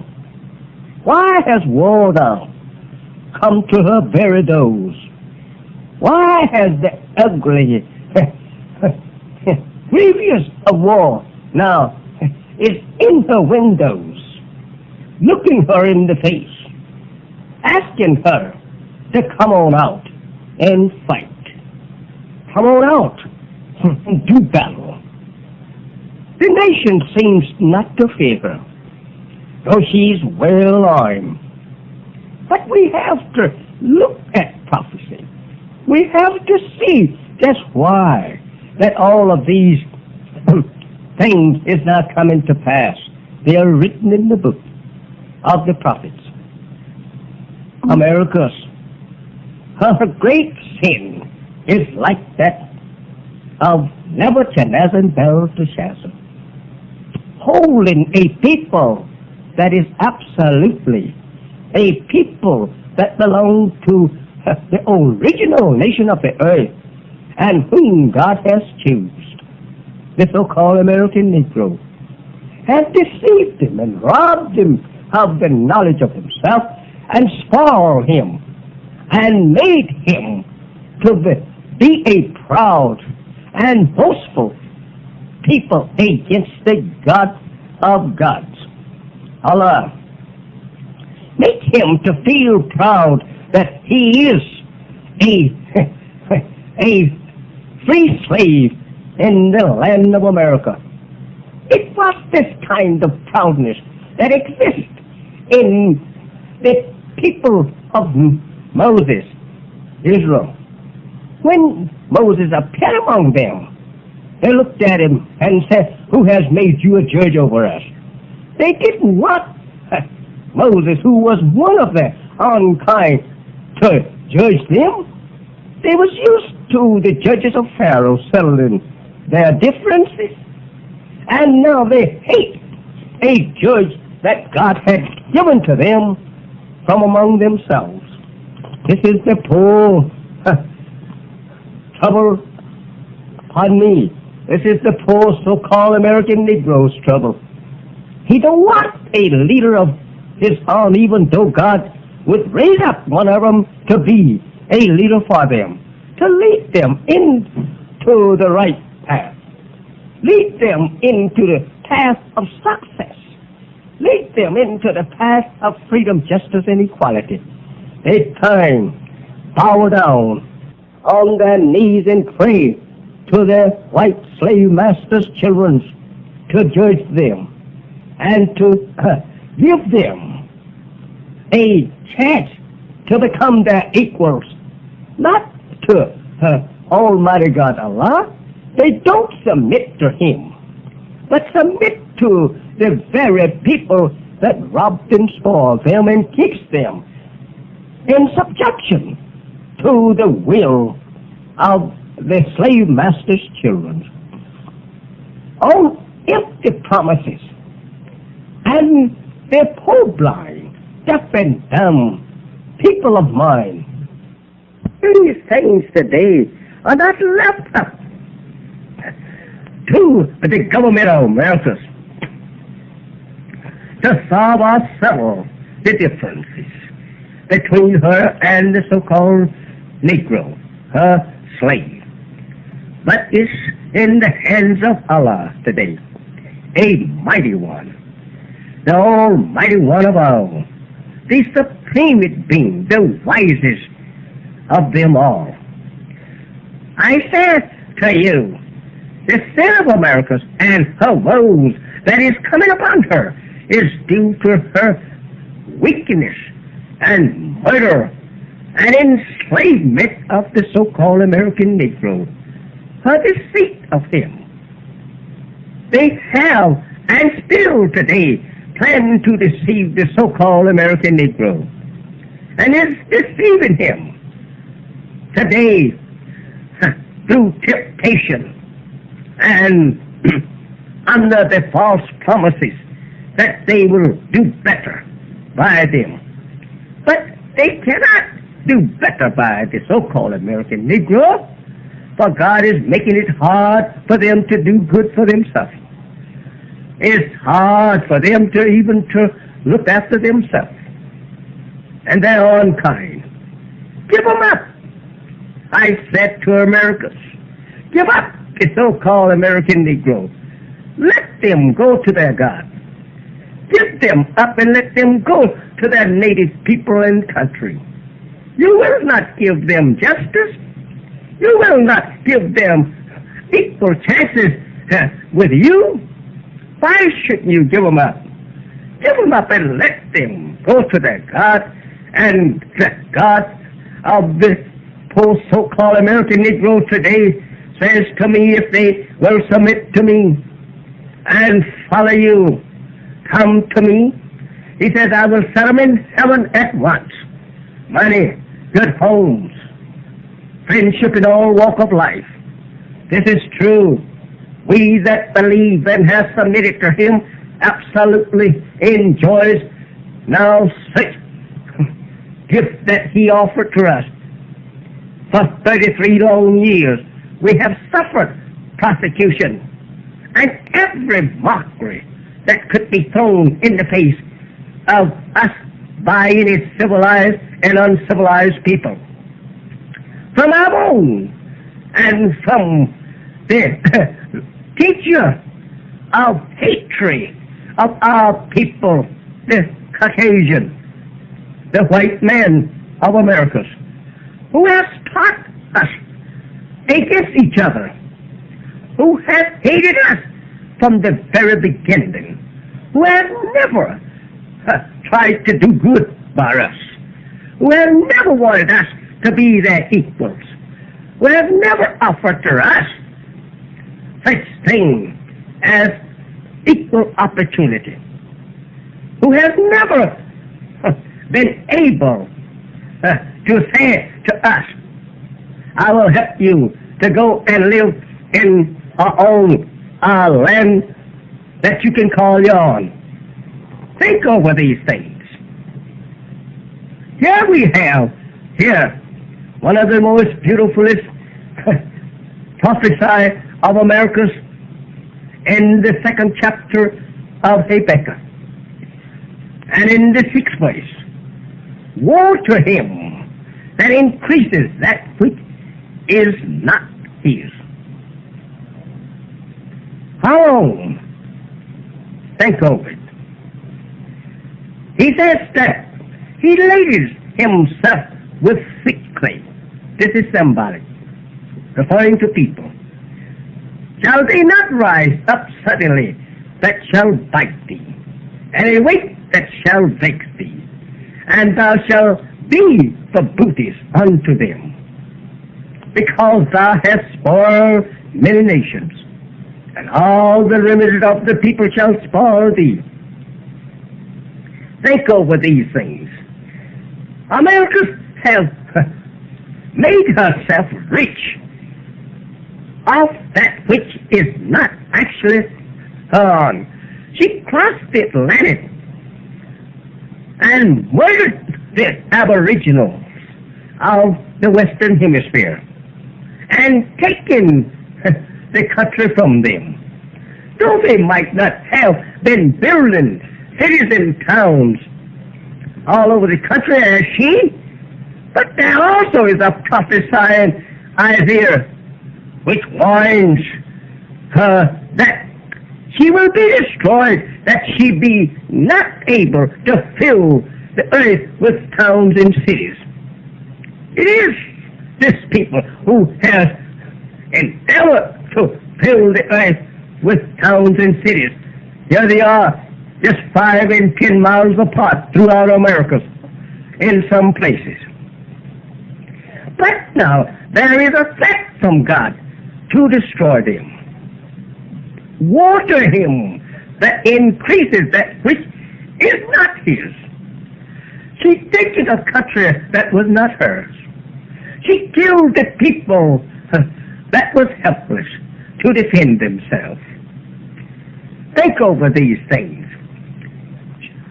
James says in the 5th chapter, let's see what he says about this same thing in the 5th chapter of James. And around the 6th verse, he hath condemned and killed the just, and he does not resist you. This is the so-called American Negro. Think over how many years and centuries have Americans killed and crushed the so-called American Negro even to this very hour. And he does not resist the Americans. But when Americans look at him and call him and tell him to go and kill my enemies, he jumped to his feet. The most quickest and the willingest soldiers he have goes to any part of the earth to kill any man or any people that rise up against his slave master and his children. But as soon as he returned home and peace has come into the borders of America, that same poor man has no justice. He's not given any credit for killing the enemies and dying on foreign soil and at home for the independence of America. He's not given any credit for that. Yeah, he's killed, he's swung up on trees, even in some instance, in the very uniform that the government give him to go kill their enemies in. Here he is being killed and burned to death for little or nothing. For even in many cases, a false charge made against him. And there was no such thing as a court of justice for him. He was taken outlaw. He was grabbed without any chance to plead his case in a court and killed outright or burned to death. All of this America must pay for. She must pay for this. Behold, the fourth verse of Habakkuk says, his soul which is lifted up is not upright in him, but the just shall live by his faith. The people that is lifted up as the great rulers of the earth is not the righteous. He also says the fifth verse of the second chapter of Habakkuk, he transgresses by wine. America is one of the most greatest liquor drinkers and intoxicated people there on the earth. He is a proud man, neither keepeth at home, who enlarges his desire as hell, and is as death, cannot be satisfied, but giveth unto him all nations, and heapeth unto him all people. It is here in America that you find the nationalities of every people on the earth. The country is filled with foreigners. The country is filled with people that belong to another people and to another country. And the sixth verse says, shall not all these take up a parable against him, and a taunting proverb against him, and say, woe to him that increases that which is not his. It is America's have opened her gate to every people to come in, and she has bribed people to help her against their own people. And the so-called American Negro here today under her feet, begging for justice, begging for freedom and equality with her. At the same time, she's offering the lily, she's offering the rose to other nations of peace, freedom, justice, and equality, while she crushes a whole nation of 22 or more million under her feet. Woe to America's, woe to America's, her day is come. At hand. The God who judges her is strong. He's mighty. He shall give the poor so-called American Negro that which actually belongs to him. That is just, he will justify him as being one of the members of the nation of righteous, and as it is written, he shall deal with his enemies. I say unto you, may the peace and the blessings of Allah be upon him that believeth in entire submission to the will of God. As I say in the Arab language, which means peace. Assalamu alaikum. Hey you. I'm Elijah Muhammad, the preacher of freedom, justice, and equality to you, my people, the black people,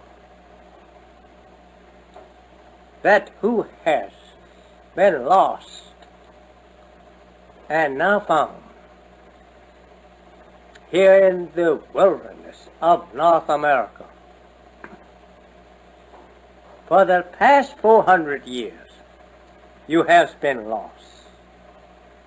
Not only you, I should have had it myself in this. We has been lost from our on. Today we are found, and the finder desires to restore you again to your own, join you on to your own, who are now present among us, the Almighty God in person, in the person of Mr. Muhammad, to whom praises is due forever, for coming to our rescue in a great time of trouble, a great time of a change of world. He's present here with us to show us the way to our own, the way to safety in His power and into His knowledge and wisdom, that you and me may be successful. Come, let us today submit to Him. Let us, in this great evil and change of worlds, cleave to our God for refuge. I said to you, my black brother and sister, the knowledge, not even the name of our God was ever taught to us by this people.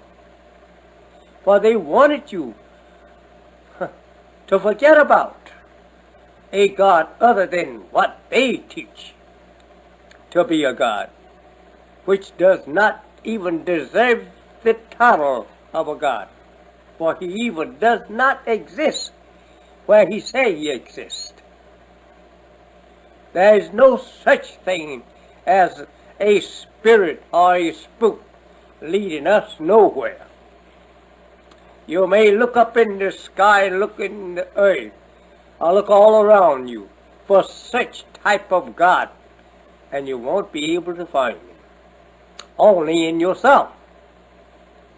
Man is God, not some kind of spooky thing that has been taught to you and me by the Christian teachers, the false teachers, putting you and me in search for that which we could never be able to find, making a God whom they claim holds mercy and justice for His people. Think over that. His people, given the masculine pronoun there. His people. Now, where is any spook or some family spirit that you know of that takes interest into the affairs of man? You can't produce him because he don't exist. It is man that takes interest in the interest of man and not some invisible spook. This is the day and time that you must get away from, that belief in something formless, invisible as your God. The heavens and the earth, according to the teachings of Almighty God to me in the person of Master Vol.III-Muhammad, to whom praises is due forever, is controlled by the power and knowledge of man. This man we call the Supreme Being.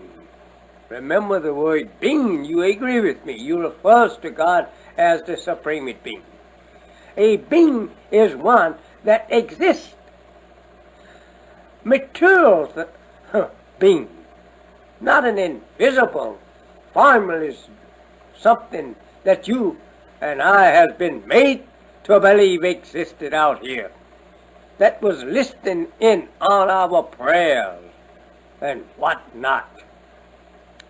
There is nothing out here that is listening on our prayers for help or for our praise for things but another man like yourself. There is men that hears and sees. It don't take the Supreme Being to hear. There is righteous people that hears, but it takes the Supreme Being to put the knowledge of that which you hear into use for yourself. Put it in the shape that you can use it for your service. My dear black brethren, listeners, let us unite on something that is constructive to help our own people and self. What fault do you find of me that you don't want to unite with me? Do you have great success in trying to reject uniting with me and my followers and submitting to our own God, not the God of the white race, but the God of the black people? This is the God that we look forward to today, to get an answer to our prayers and our desires of good. Not the white God. Because the white God is for white. And the black God is for black. Brother, wake up and let's have a little talk on sense. Common sense. You look in the mirror at yourself, see your own black face. Look at your black eyes. Look at everything about you. And then look back at the white man whom you want to be his brother, as Reverend Martin Luther King boasted on the TV that he didn't want to be the white man's brother-in-law, but want to be a real brother of his. And to be a real brother of his, he had to turn himself white. Get the blood of the white man in his veins. This he was willing to do, to emerge his whole entire followers into an integration of white people's blood. My beloved listeners, here the other day, the worship of such preacher. I want to know from you, black brother, what did you get out of a man teaching you to go back to your white man and become one of them instead of becoming your own black self and going back to your own black brother and people. Think over these things. You are very ignorant. Very ignorant. The white race today seeks to throw you off the right path, and especially off from your salvation, which he know now is at your door. But being made an enemy to you and your salvation, he's doing everything to deceive you.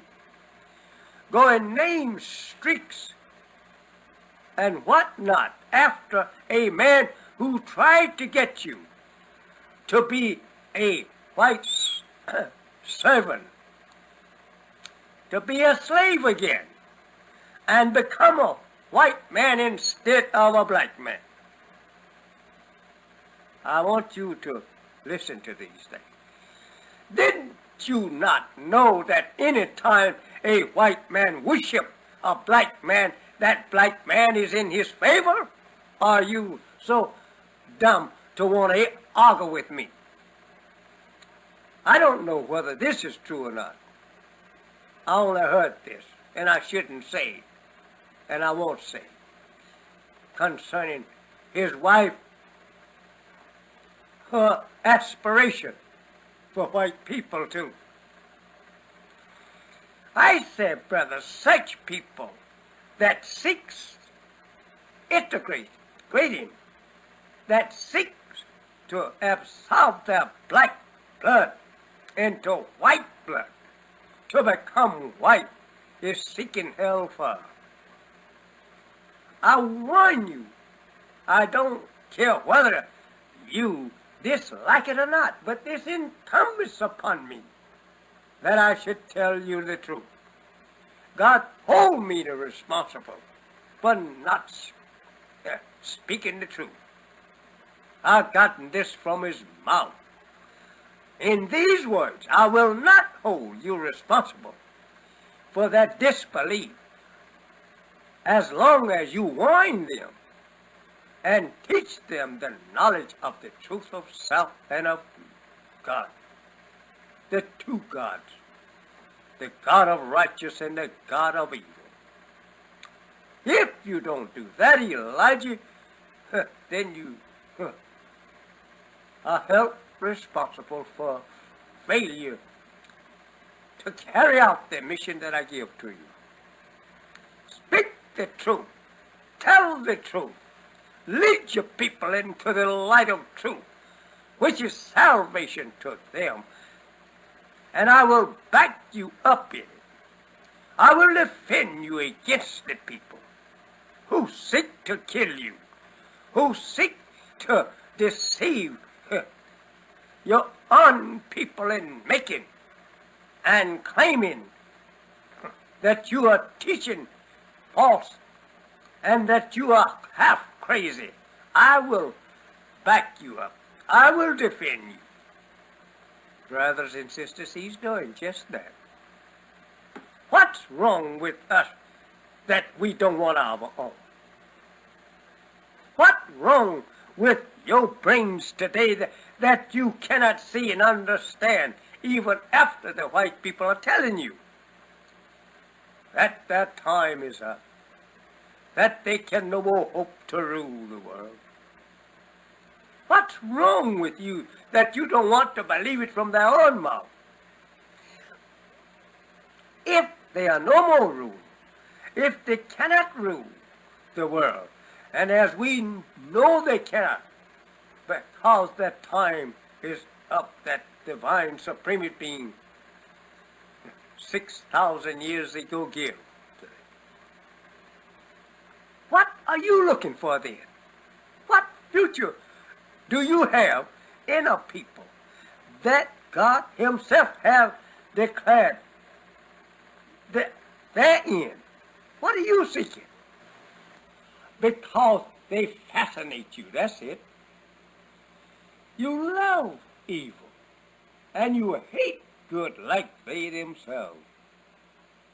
You love to follow their wicked ways, and their filthy doings, and their invitation to you to take part in evil and filthy practices. You love that. Brother, hell waits for you today. With the help of God, if I don't have but one, that one will be successful. Just one. And if I don't get one of you to believe and follow me, I will go myself and let God steer up in the hellfire that he has prepared for his enemies since the world began. What's wrong with us that we cannot unite? It's because that one loves the enemy and the other one loves his own kind. To be classified that you hate self is the worst shame that you can have put upon you in our enlightened day of education that you are now living in. And you are able to read what's going on among you black people in other lands. What Africa is doing. Africa is trying to shed the yoke of Europe and America off her. As you saw the act of Algeria here the other day, these governments going back for self, uniting their brothers to love black brothers. All Africa will be doing that. Now, so very soon, they all have the spirit and mind to take Africa for Africa and let the foreigner go back to his own home and stay out of their home, exploiting their home for self and making slaves out of poor black Africa. The all rich men, the rubber men of great wealth, and the jewelry men has been exploiting this land for a long time. With you and me over here under their feet, trampled in the mud and filth of civilization. Think over these things, listeners. What rights today should I be preaching such sermon among you of uniting on the right side and being yourself and accepting your own? When you see all of these changes is being made in the way of your own black people, it's a shame. It's a shame. But you love to be close to the enemy. Here goes a few out. I will not accept Elijah, his preaching. I want to be the leader, forming all kinds of organization, but yet cannot get away from the truth of self that God has revealed to Elijah, that you are Aboriginal people, the first and the last. Black, something that originally came into existence out of black. The whole universe was black. And that darkness, our fathers came out of. What other color could we have been when we was born out of the black darkness of the universe? But made light, created life and the necessity of life for man. And then finally, after trillions of years, into 76 trillion years after that, think over that, after 76 trillion years, one of our gods made a man from man, the white race. And you so foolish today to argue with me against the salvation and the wisdom of self. You only need to be awakened. But if a baby scratches mother while that she's nursing the baby, she takes it with a smile, knowing that the baby have not yet the knowledge that it should have. Then it would be respecting mother. It would be giving mother credit for bringing it into the world and now nursing it with the finest food that it could hope for. Milk from her own, milk glands out of her breast. This is what I'm trying to do for you as a people, that God, in the person of Master Vol.III-Muhammad, to whom praise is due forever, give to you the milk of wisdom. And that milk of wisdom is enriched with the divine supreme being, spirit and power, to move you and grow you into power, to make you one of the most powerfulest nations ever lived in the sun. He didn't come here to make you servants. He came to make you rulers, as your Bible teaches you. Not the tail, but the head. If you're going to drop back into the slavery chains and yoke, as Lazarus was seeking to do at the rich man's gate, this parable is always referred to, because you are fulfilling it so perfectly well. So perfectly well until it looked as though that it was necessary for Jesus to make a parable.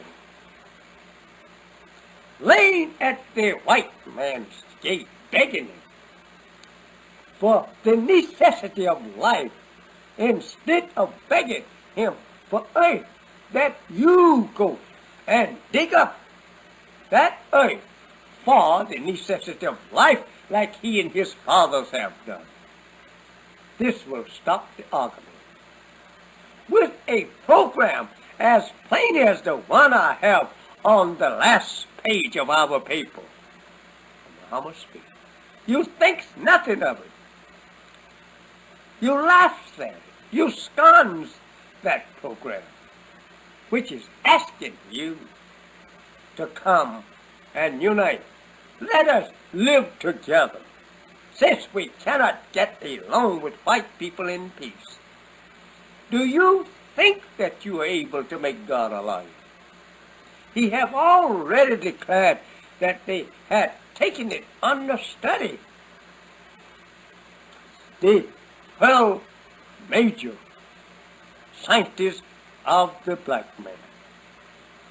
They've taken it under study.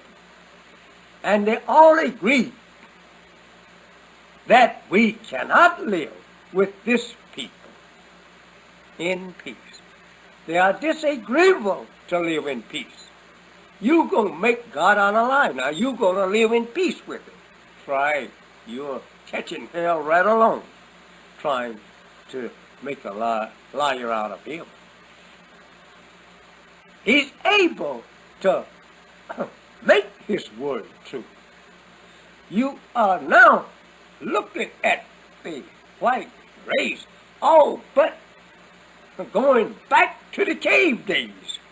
Look at all that long hair they coming out here with. You want some of it yourself. Why? Because you believe in their way. This is cave style. You want to be like the African, but you don't want to be like the intelligent Muslims of Africa. You want to go back to tradition and look like that traditional African who had not civilization or civilized into the modern way of life. You want to be like that. You want to come out with a swaggy head of hair. You want your woman to walk around bushy-headed. You want your woman to look as much like a jungle African than a civilized African people there today. They don't look like that. Those people who used to go like that, the modern African people don't do that. It is you want to forsake and reject the truth of self and reject the author of the truth, God Almighty. In the truth is your salvation of self. I don't want it. I want to accept something other than that. This is what you are saying in your action. Turning it down. My black listeners, I say let us unite and do something for self. Let us dig up the earth and get the bread, clothes, and the money, the wealth out of it as other nations is doing. Come. Unite with me. Come. Follow me. I will lead you to heaven while you live. You can have it now. Money, good home, friendship in all walk of life. But you must submit to do the will of Almighty God in the person of Master Vol.III-Messenger, to whom praises is due forever. What's wrong with you? What have come over you that you are forsaking your own salvation today and accepting actually unsuccess, no progress?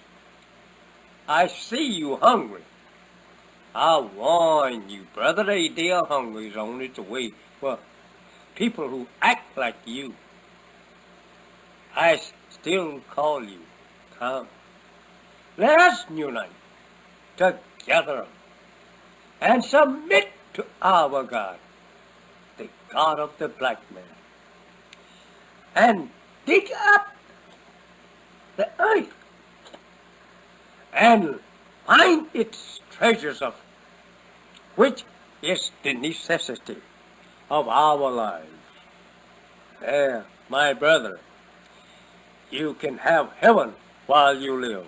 I thank you for listening. Assalamu alaikum.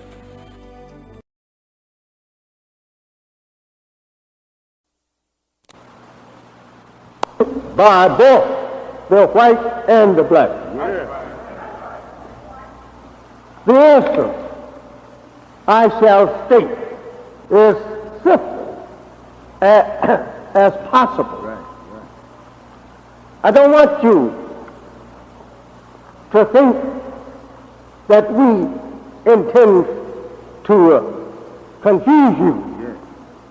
We want to make it very simple. We want freedom. We want a full and complete freedom.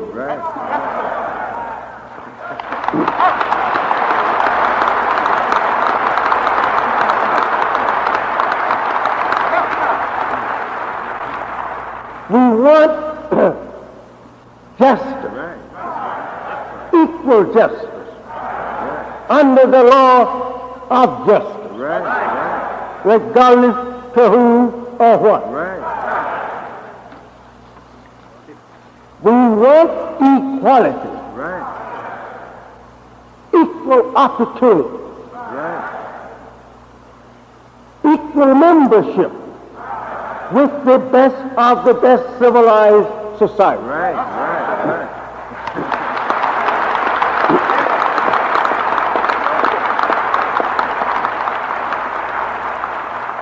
We want our people in America whose parents or grandparents were descended from slave masters to be allowed to establish their own, either on this continent or elsewhere. We believe that our former slave masters are obligated to provide such land, and that the area must be fertile and minerally rich. We believe that our former slave masters are obligated to maintain and supply our needs for the next 20 or 25 years.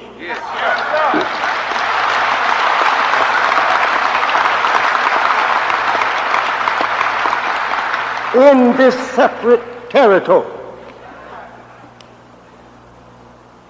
until we are able to produce and supply our own needs. Since we cannot get along with them, meaning the slave master's children,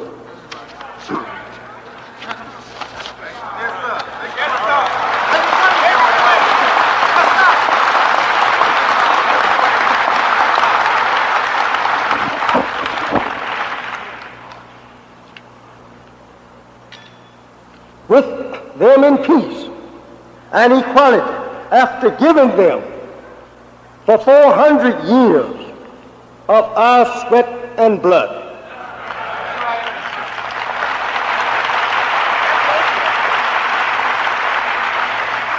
And receiving in return some of the most worst treatment human beings have ever experienced.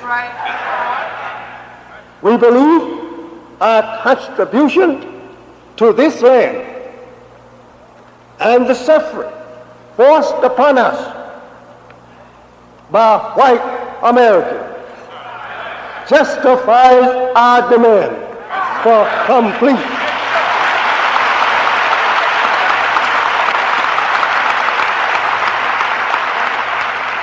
separation in a state or territory of our own.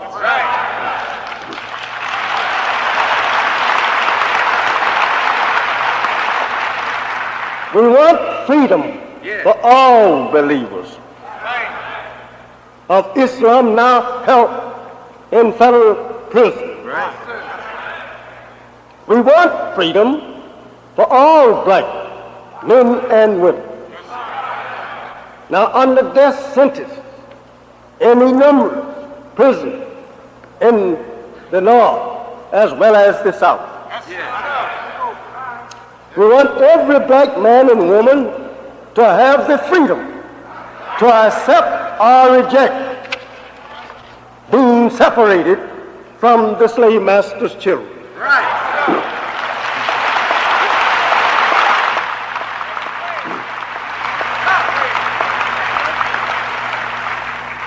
And to be established in a land of their own.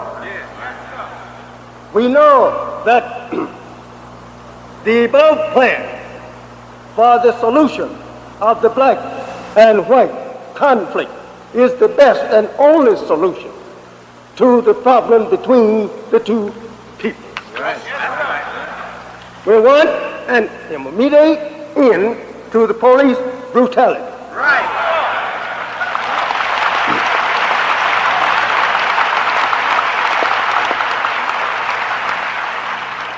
Murder and mob attacks against us the so-called Negroes throughout the United States of America.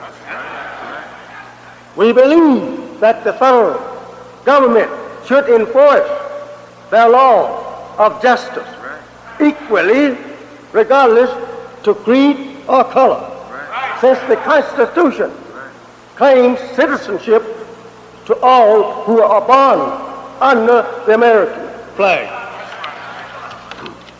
Or allow us to go and build a government for ourselves dedicated to freedom, justice, and equality.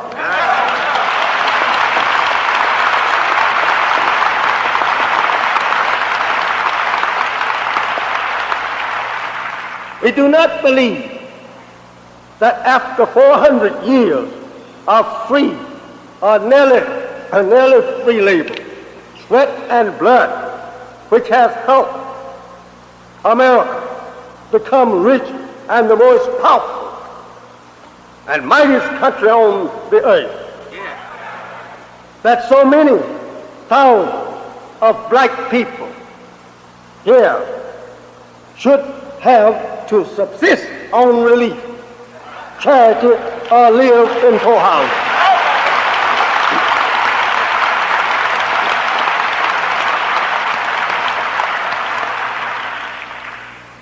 We want the government to exempt us from all taxation of any kind.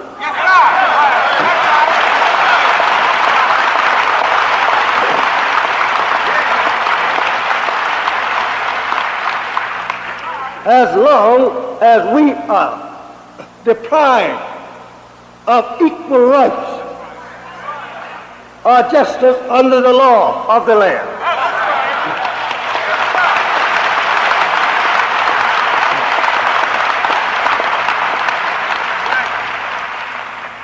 If there are no provisions made to separate our people on some of this good earth that we can call our own, then send us back where we came from.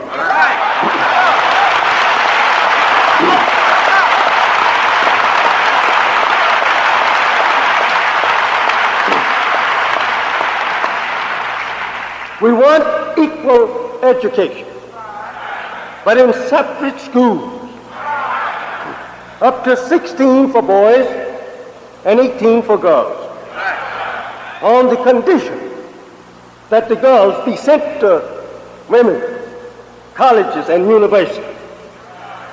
We want all black children educated, taught, and trained by their own teachers under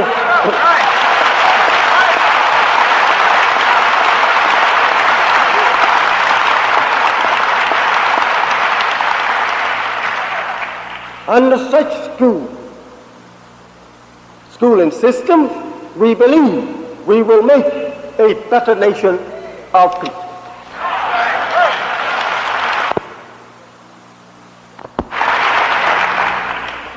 We believe that intermarriage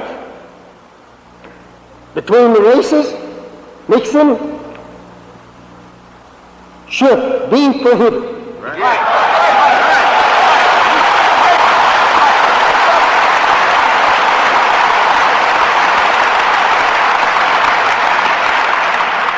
We want the religion of Islam taught without hindrance or suppression. These are some of the things that we, the Muslims, want for our people in North America.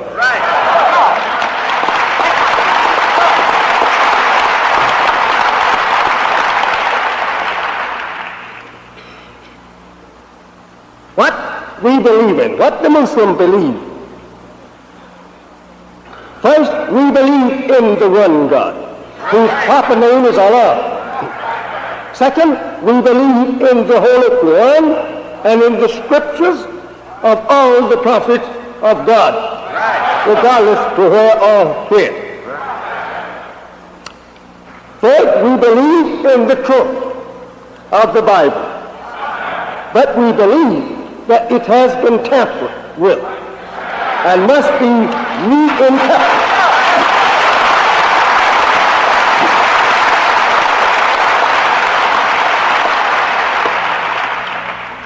Reinterpret so that mankind will not be snared by the falsehood that has been added into it. We believe in Allah's prophets and the scriptures they brought to the people. Fifth, we believe in the resurrection of the dead. Not a physical resurrection. We believe this resurrection is a mental resurrection. We believe that the so-called Negroes are the most in need of mental resurrection.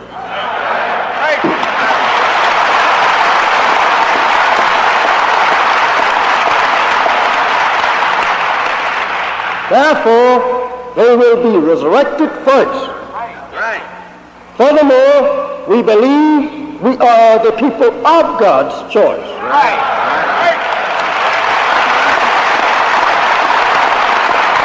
As it has been written, that God would choose the rejected and the despised. We can find no other people fitting this description in these last days more than we, the so-called Negroes in America. We also believe in the resurrection of the righteous. We believe in the judgment. We believe this fresh judgment will take place as God has revealed it in America's face. Seven, we believe that this is the time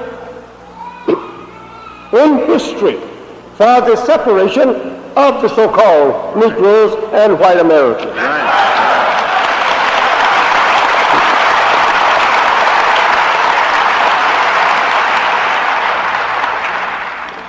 We believe the black man should be freed from the names imposed upon him by his slave master.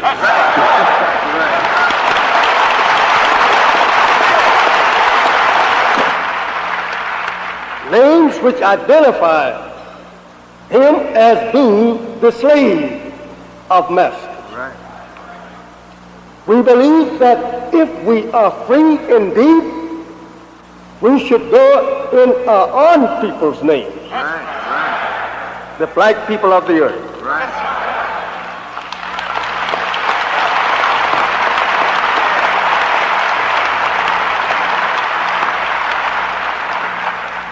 Eighth, we believe in justice for all, whether in God or not. We believe as others that we do equal justice as human beings. We believe in equality as a nation of equals. We do not believe that we are equal with our slave master in the status of free slaves. We recognize and respect the American citizens as independent people, and we respect their laws which govern this nation. Ninth, we believe that the offer of integration is hypocritical and is made by those who are trying to deceive the black people into believing that their 400-year-old open enemies of freedom, justice, and equality are all of a sudden their friends.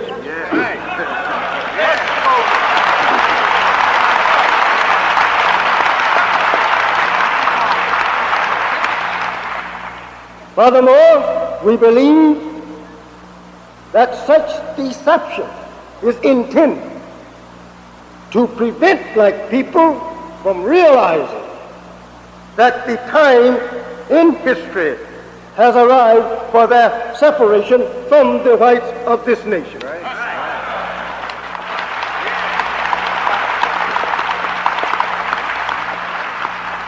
If the white people are truthful about their professed friendship towards the so-called Negroes, they can prove it by dividing up America with their slaves.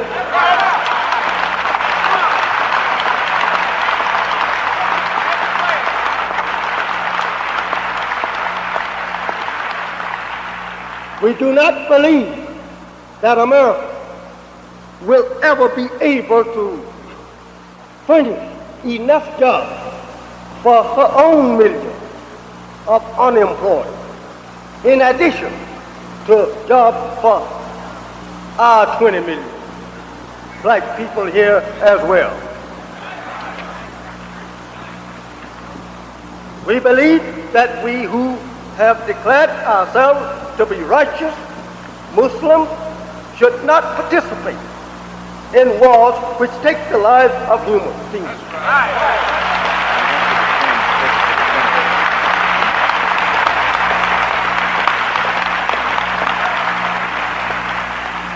We do not believe this nation should force us to take such part in her wars.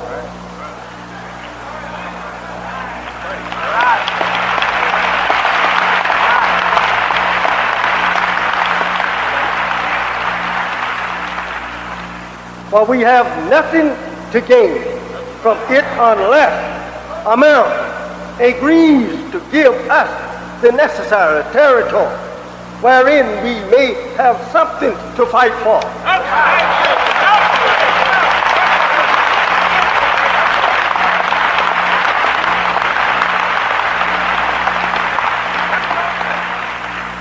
We believe our women should be respected and protected as the women of other nationalities.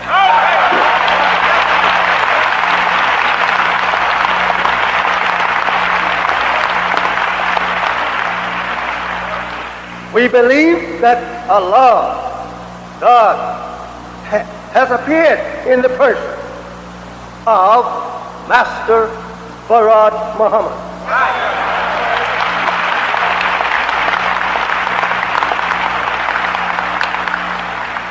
The long-awaited Messiah of the Christians and the Mahdi of the Muslims. We believe, further and last, that Allah is God, and besides Him there is no God.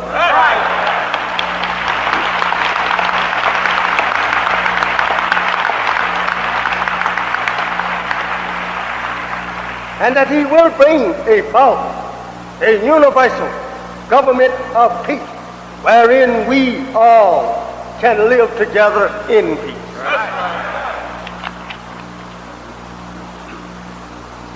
That is what the Muslim wants. That is what the Muslim believes.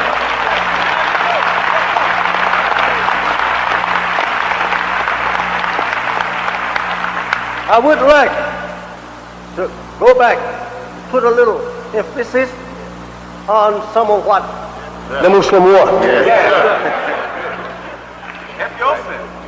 If we ask you, meaning the white American slave masters, for freedom, indeed, I think that we are right when we use the word indeed.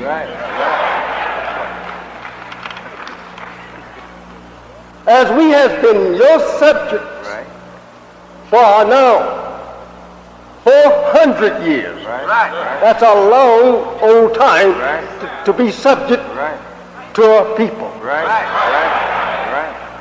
Or the slaves of people. 300 of those years we worked for you for nothing.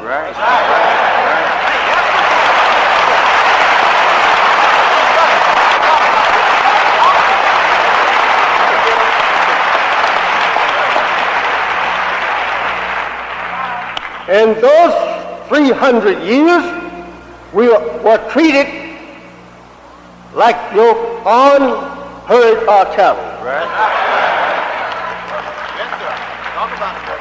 You had no more regard for our human rights than you did your own animals.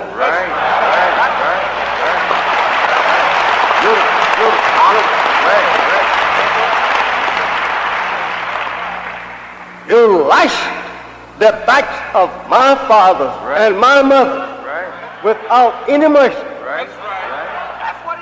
You killed them whenever you felt like that you wanted to see them fall. And yet you sweethearted with my grandparents.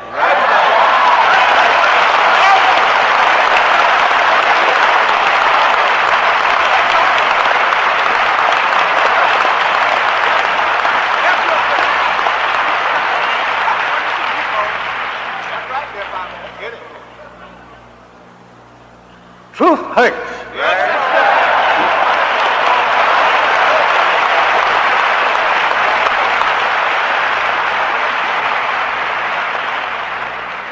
You gotten children, you went into my grandmother's and gotten children by her and then put them on the block for sale.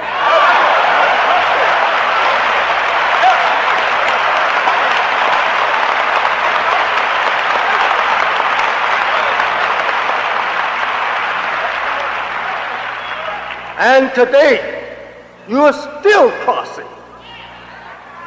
over to our women.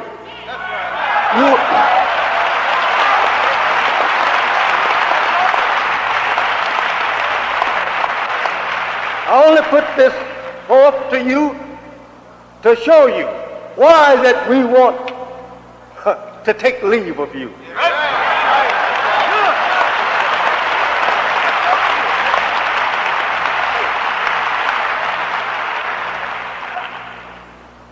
In those days, you sold her son, which was your own son and daughters.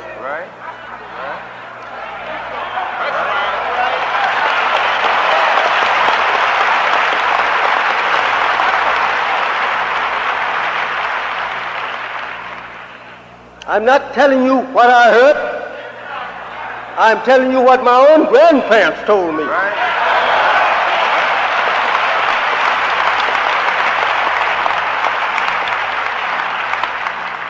My father's mother,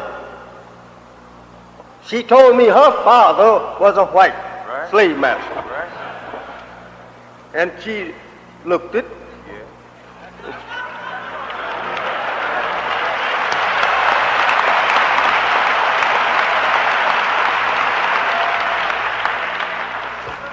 Today, my women here today, daughters, girls, all subject to your own biddings. You take their son today, bash the brains in with nightclubs, blow the brains out with your gun throughout the country without any due process of law that you have already put here before them. Law of justice, you have it, but we don't enjoy it. It's for yourself.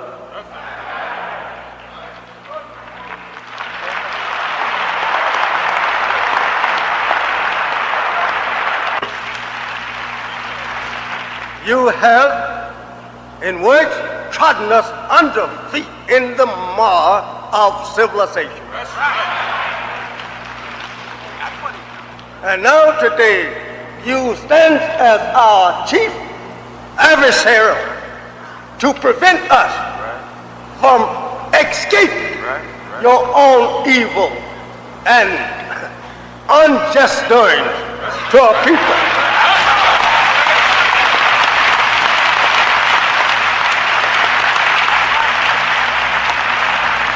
Whose sweat and blood has helped you to build the greatest country and government on the earth. You are so rich today that you are able to feed almost every mouth in Europe and to clothe them.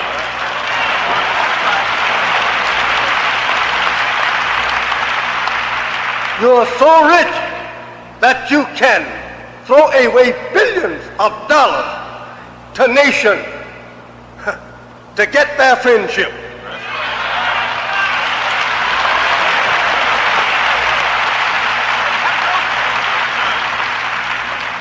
You are so rich and so powerful that you command the high seas, the air, the land, even to the ice caps of the poles of the earth.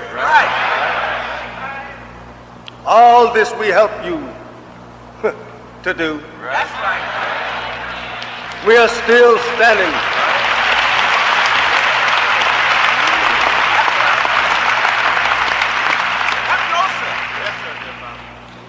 While that some of us go to your wall, shooting down your enemies as you point them out to us, and are being shot down.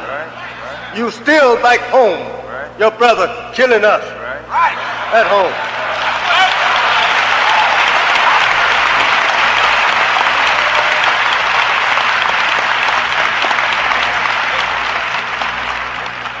You don't come to us single, one by one.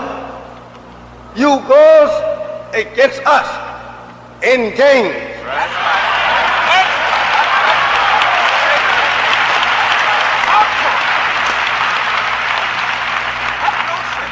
Then if we cry for justice, you take that and twist it and make it look like that we are the real enemies of justice that you're trying to enforce.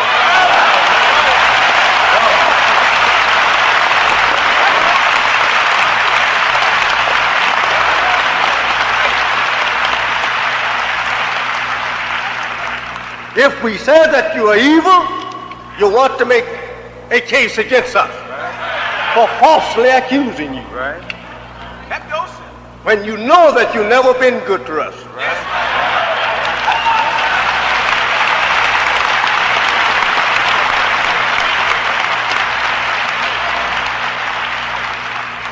Today, you are trying to deceive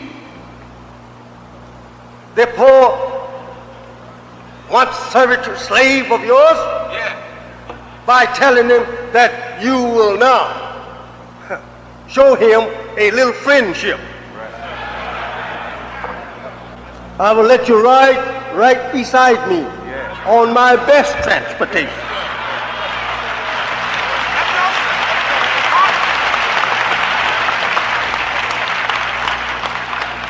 I will also allow you to work in my office with me.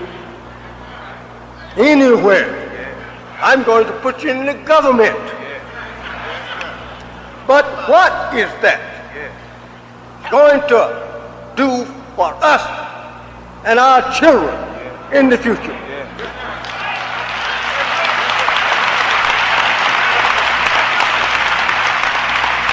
Will this help us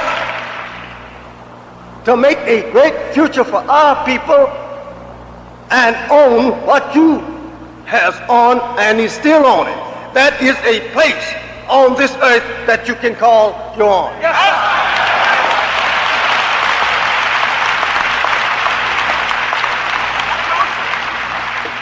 You are friendly to your dog. You also let him ride in your fine transportation beside you.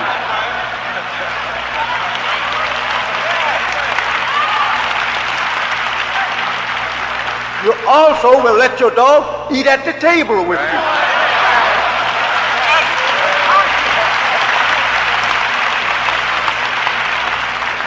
And will give him the food that you eat. And also you will protect him under your law of justice more so than you will that 400-year-old human slave that you have.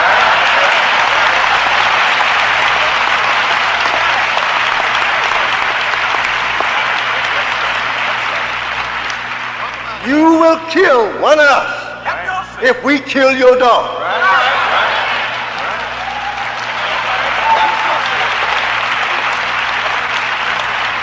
You will kill your friend if he kills your dog. But you will not kill your brother for killing us.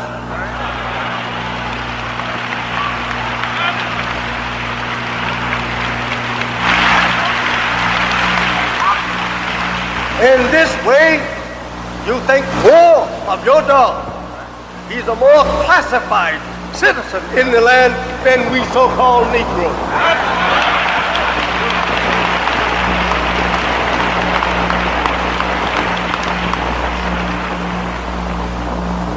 If the dog wants freedom, if the dog whines or barks tonight that he's uncomfortable, you will get up and try to comfort that dog.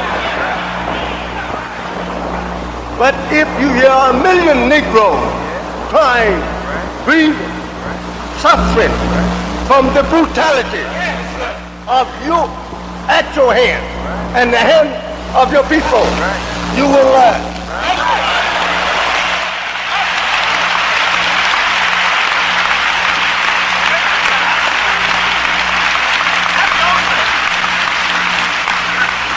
Now today you think it's disgrace to hear Elijah Muhammad preaching freedom and separation. You said they was free. You said that they should be separated.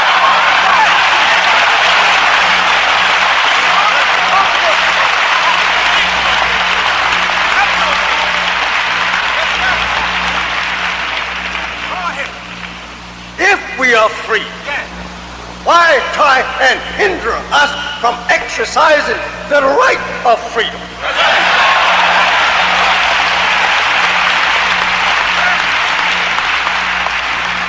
If we are free and not your slave as we were about 300 years ago,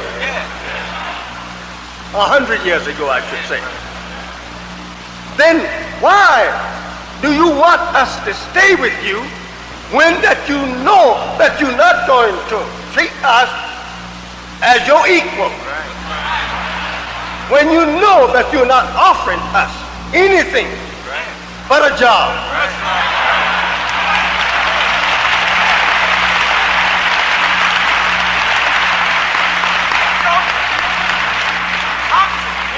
Why did you think that I, Elijah Muhammad, is doing a hateful job here asking the Negroes to be separated from you when you have said they was free 100 years ago to go from you? That's right. Now why are you trying to make it the time in your land for one so-called Negro, Elijah Muhammad, teaching them that they should be separated from you?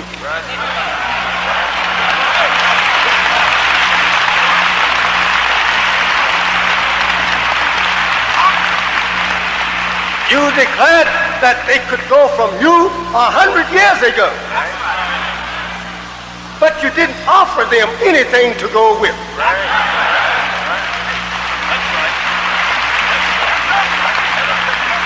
Therefore, you today are very clever in your way of approaching them to remain with you. A big smile, a pat on the shoulder, a hug, and even a kiss, but no land behind.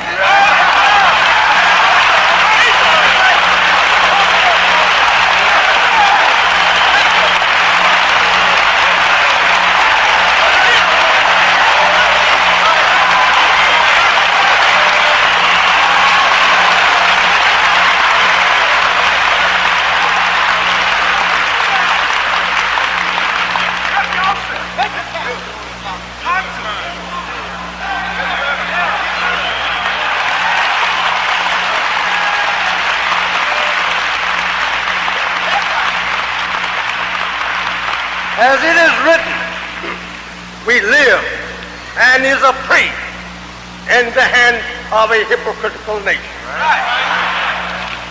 You say that you're going to do better by us than you have in the past. Do you mean to say that you are doing better by us by giving us more jobs, better jobs, laughing in our face and showing to us that you want to be friendly and sociable with us without any land?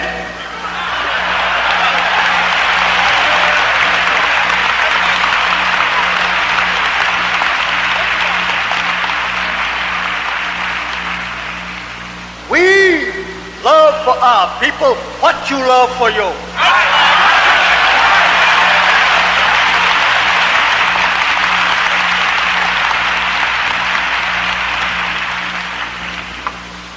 You want them to stay in your lane. This shows that you are a hypocrite. You didn't mean that you had freed them. You know, as long as that so-called Negro are called by your name, he belongs to you.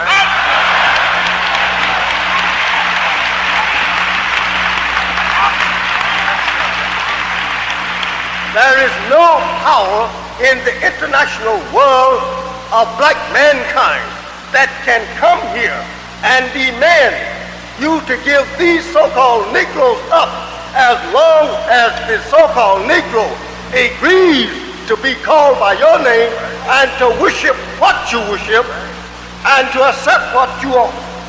No, Negro. You know that.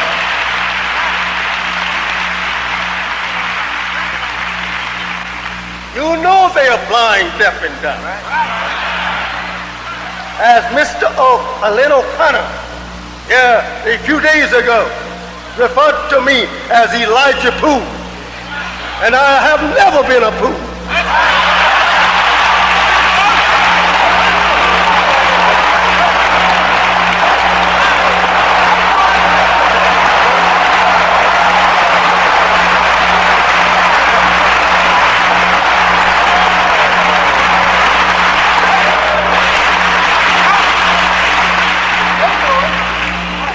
How could I have been a fool when that was my grandparents' slave master's name? Do Mr. Lynn O'Connor want to make me white? I'm not no white man. Why call me after your name?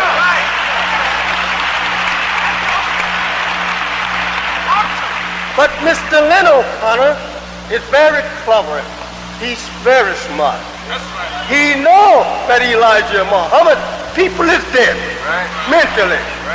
And he knows that the best way to rule and keep them subject to him is to blind them and make them to believe that you in your right name. That's your right name.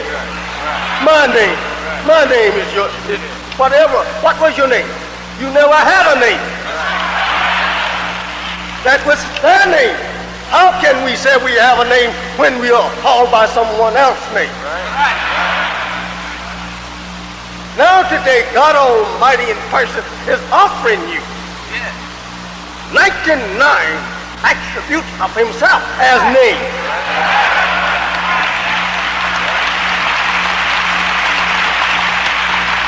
This Mr. Lynn O'Connor knows that God is in your midst. He knows that these names is coming from God. But if, baby, you are still asleep, I'm going to keep rocking your cradle to keep you sound asleep, to keep the nurse from waking you up.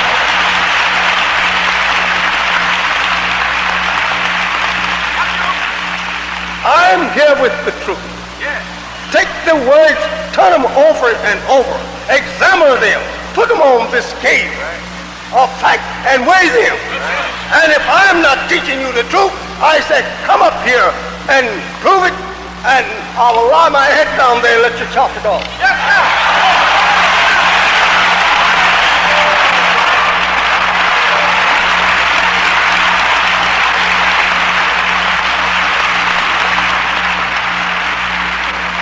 We want freedom indeed. Why shouldn't we want to go from a people who lynch and burn us?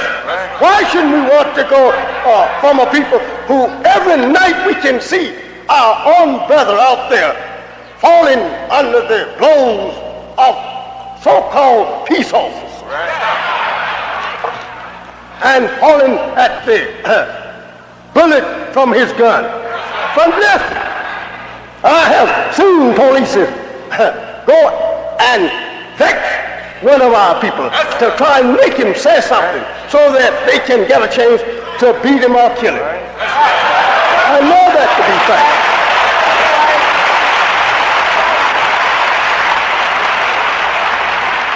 You say that you want to help us. Help us where? Help us to do what? Good question. If you don't want to help us to leave you with a good send-off, then what are you going to help us to do if we stay here?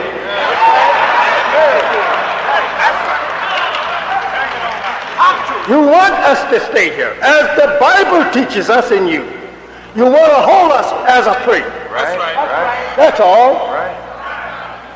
And again, symbolically, it says in Daniel that the beast had 3 ribs of a man in his mouth that he saw rise up on the water. We must remember this symbolic picture must be interpreted, understood. If he had 3 ribs in his mouth of a man, what man had he yet?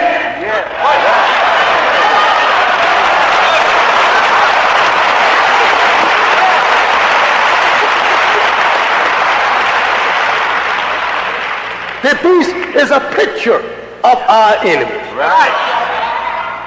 Our enemy is just like a wild, vicious beast who always is ready to pounce upon us and destroy our lives. Like a wild beast. I have lived with you all my life. I was born in the South. I have looked upon evil treatment of our people day and night and have shedded tears for it many old times. No justice whatsoever. I have seen my own people knocked down and kicked about just because they asked for a fair settlement.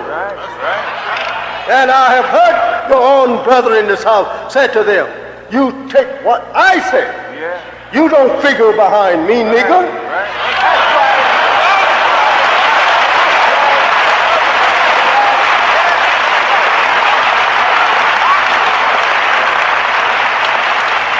You don't want to be made known your evil to us.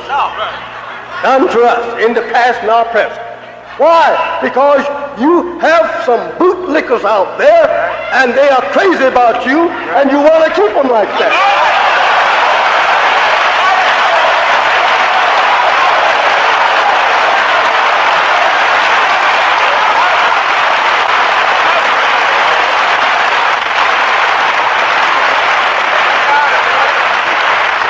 We are 20 million people come through as the old prophet in your last book of the Bible, through both trial and tribulation.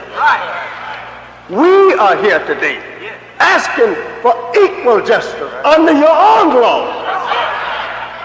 We're asking for freedom that you claim that you has given to us. Freedom to go for ourselves. We don't want you to think that we want to be an ever beggar on your hand. We know you have gotten plenty to beg. If we wanted to beg you, you have plenty to fascinate us, enticing us to just to sit and be charmed at your wealth to beg. But if we are given freedom indeed, we can go build for us the same as you have.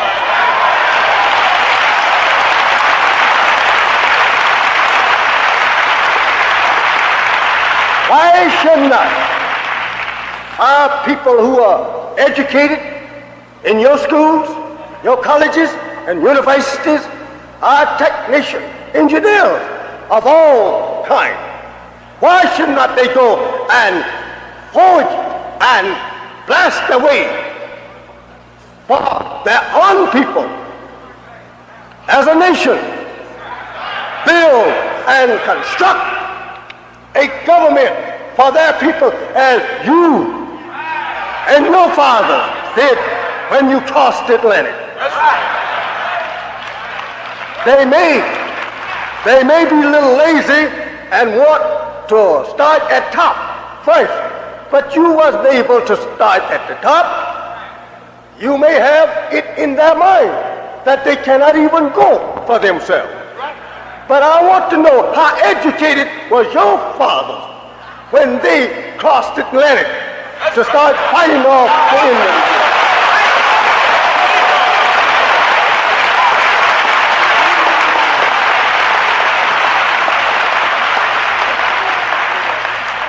They was not the wise politicians and scientists as you are today. But nevertheless, they kept digging, turning the soil, and felling trees, blazing the country for a place for themselves, until today they made a paradise out of it. And they were not satisfied with trying to do this alone. They had to go all the way back across the Atlantic and there bring my fathers here, our fathers, to help them.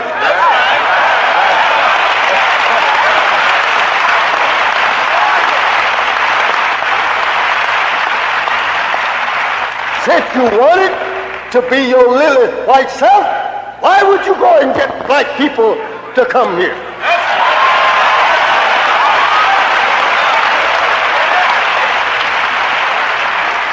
Why would you mix your blood with the black people and yet deprive them of equal justice? That's the thing. If you're so mighty and so wise, why did not you build and construct your own government and country and leave us alone?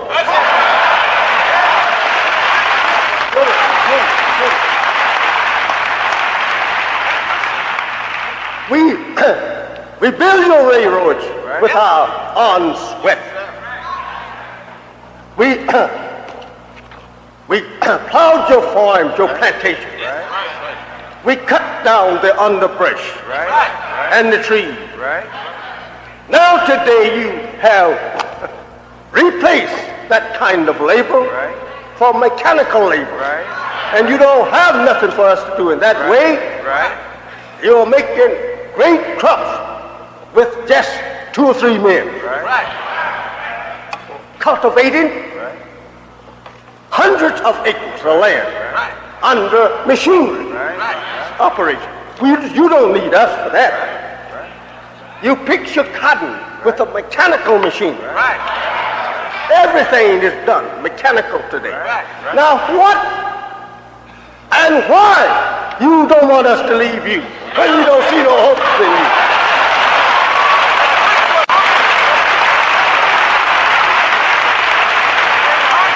Especially when you don't want us to do anything but labor. Why should not we want some of this earth where we can start building a government for the future of our people, so that they won't be a subject people for just labor year after year for another people.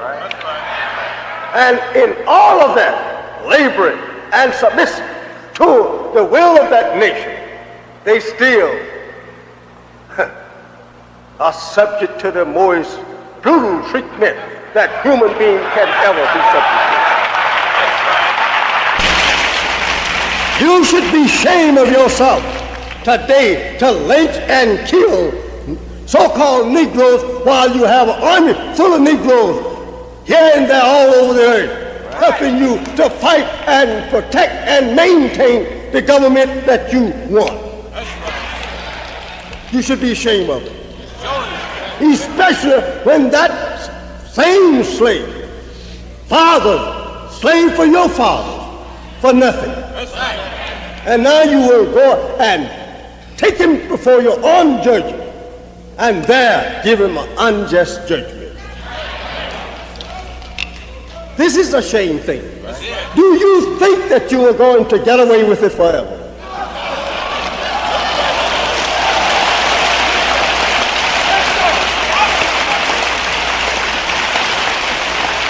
if God Almighty help upon me, held that the old clay pots in the time of Nebuchadnezzar and Belshazzar was sacred to his house, that he would bring a punishment upon these two kings that should go down into history as a warning to the nation and kings that would come after these two. If those clay vessels, or golden vessels, or silver vessels, was sacred in the eyes of God in those days, that he destroyed the power of rule of Nebuchadnezzar and put him as a disgrace among beasts. And Belshazzar was killed outright for taking that same vessel, pouring wine, intoxicating drinks in it, and making mark of the vessel as being a sacred vessel to God. He turned his kingdom over to other rulers. He divided his kingdom in between three different people. Do you think now that after 400 years of destroying, making blind, deaf, and dumb, this people that you call Negroes are slain, which means something hard, something life, something that is neutral. It don't know how to go for itself. It is not either this nor that. It's a neutral thing. That you can mistreat them and get away with it for 400 years, frying their flesh in the fire, shooting them down at will all over the country, making a mark of God's protection for them. Do you think that God would sleep forever and allow you to treat these people like that?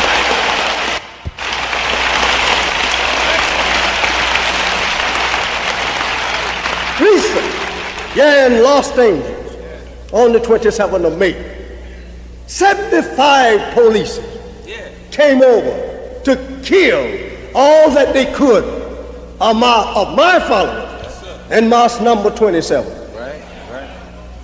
Think over that. 75 police is well armed with all kinds of shooting weapons, came and start shooting point blank at unarmed people who were not able to even strike back with a club. And you sit silently and laugh under your sleeve, say you should have killed all of them Negroes.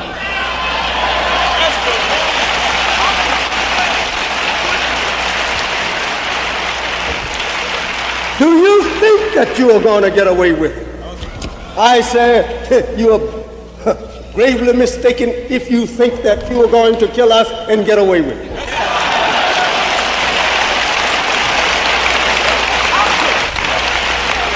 We have been put here as a dare for God to get a chance to fight you. We know that we're going to lose a few, but we know that God's going to kill all of you.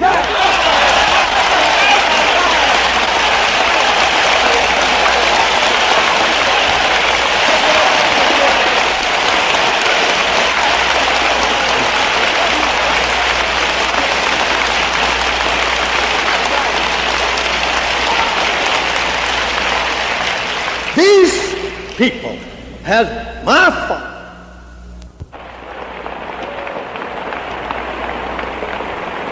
At least those who represent that Jesus to you, they don't wait for him to answer their prayer. They answer their own prayer.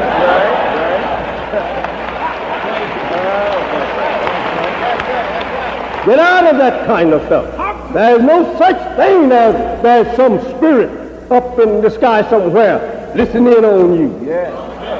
They're on the earth listening at you.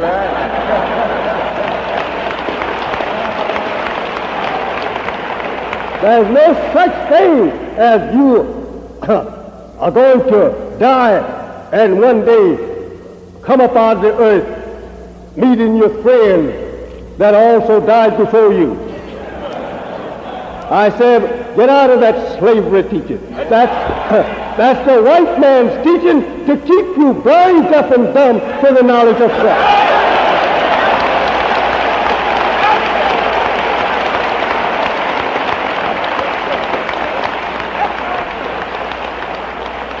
Get out of it. Tell him to depend on such. If you believe in it, then you can. And he don't believe in it himself. Right. When you are dead, you are dead. Right. And I have proof of that. Do you have proof that they will come back? Right. No.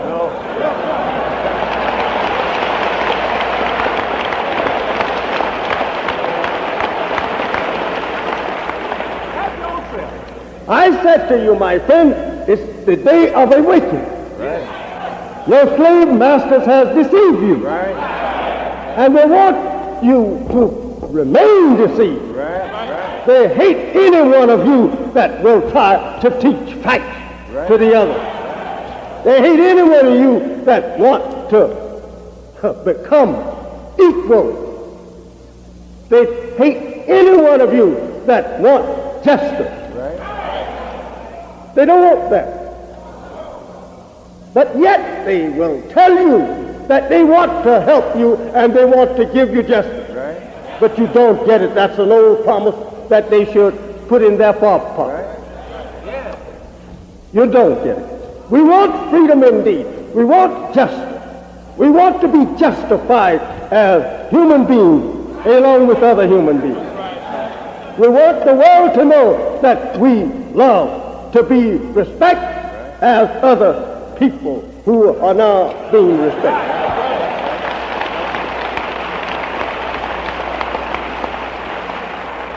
We cannot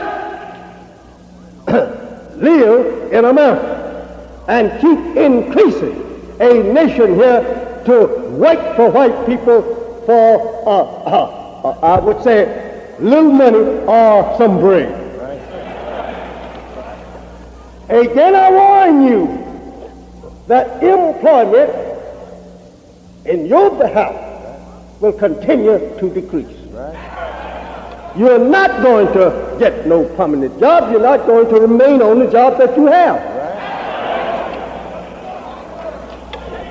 The white man know, and I know, that he is now being driven out of foreign land because of his troublemaking. He knows that this is a manifest truth. Now, if he are driven out of African and Asian, do you think that he's going to give you a job before he gives his own people a job?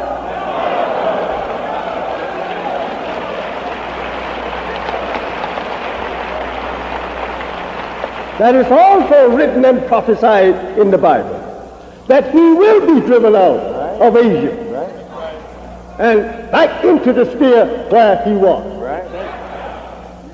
Again, the Bible teaches you in another place, in that day, every man will go to his own.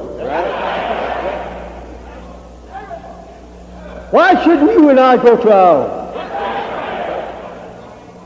If every man have a place on this earth that he can live on, that he calls his own, why should not he go there? Why shouldn't the white man go back to Europe?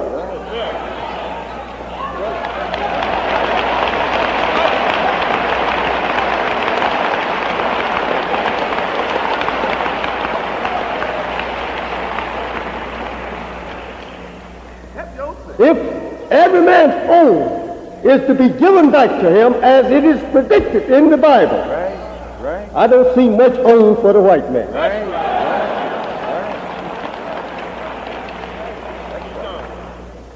I say again and again that there is no way for us to get along with white people that our parents were their subject slaves and who are holding us today in the position of a status slave. No way for us to get along with those people in peace. They have been free to beat and kill us all their lives. And they will ever beat and kill us. America is not going to take her armies and come out and kill her people to make them treat us right. You saw that at the city and in the South. When the U.S. Marshal went down in the South to try to enforce their law. When they saw that they had to shoot their brother, they packed up and left.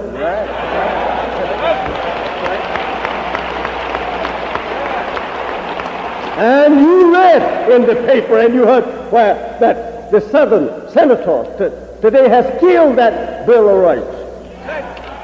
Civil rights is just a thing that is talked of, but not a thing that is practiced. You today who long and love to remain the servants of white people wishes that he would pass such bill. But it is God's work today. God wants to show you who that you has been serving other than himself. He wants to show you. If he says they are the devil, he wants to prove it to you.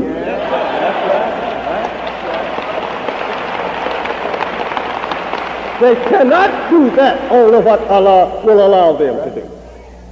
I say, my friends, my brothers, my sisters, we are a people that God loves. Today our God has come to us to deliver us from the merciless hand of our enemies. They are our enemies. When have they shown to us that they were our friends? What act of friendship are they showing today? If they said to you and I that we want to go and put you in fine homes up and down the boulevard, that would not be an act of friendship. No. What moved you to give us such houses? You must see the destruction coming to these houses.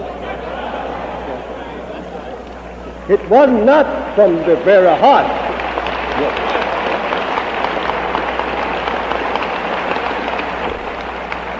I say again, and I hope that I could say this, and that the whole world of human beings could hear it. Never to want to marry white people.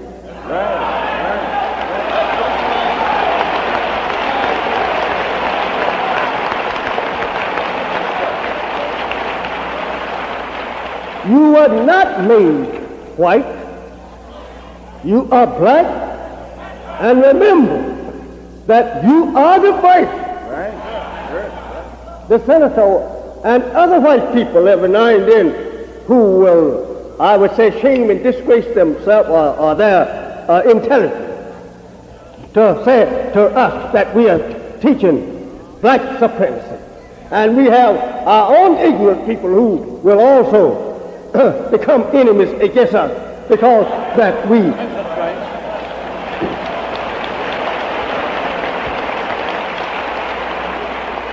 as you heard or read what Mr. Burke said concerning black supremacy.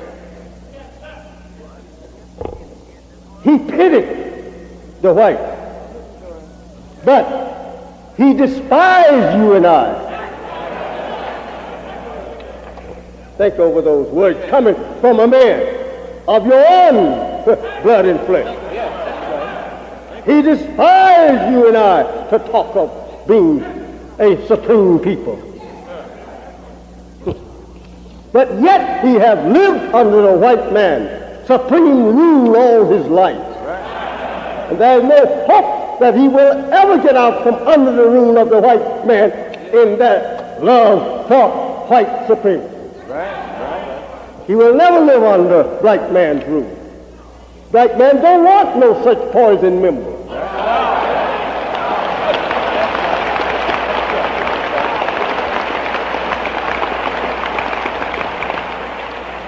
These are not our leaders. We care nothing for Burke and his scholarship and his skill sank in the political world. We don't care nothing about that. We're not asking him to help us.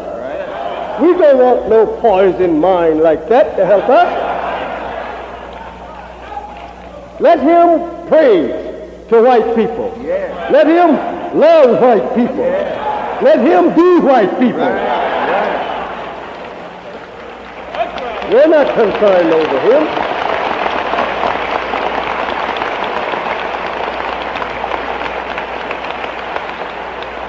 And if he said that he despised supreme or black supremacists, I want to ask Bunch and the white people themselves, who was ruling on this planet Earth before you?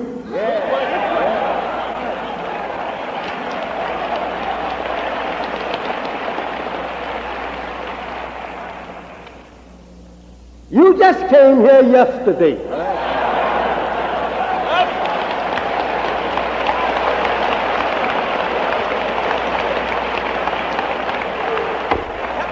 We are not from you, nor are we from your father. We are not Adam people. Adam was not our people. Not our father. Adam is the white people. Must remember that Adam was the most disobedient of all. And his descendants still are disobedient people. And when Adam fell, the doom was set for his children. Never to tell people that you are from Adam. Adam is the father of white people and not black people. We was before Adam, and we will be after his children.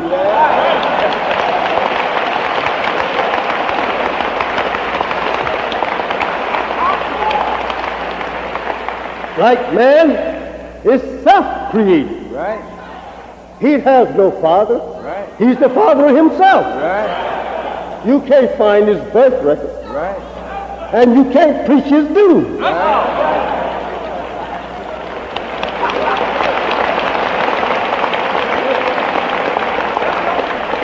An evil and a murderous people. Now, seek you to shut your mouth and don't say that I'm a murderer. Don't say I have killed you. Don't say I deprived you of justice. Don't talk like that. Say I'm a friend of yours. Say that we're trying to do better. Do better. Do better then.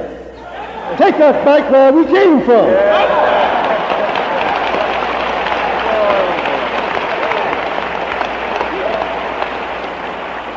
We're not asking you to bring to us bunch philosophy. That's yours. We only want ours. That's what we want. We don't want to be slaves forever. Bunch is eating steaks. Bunch is eating chicken.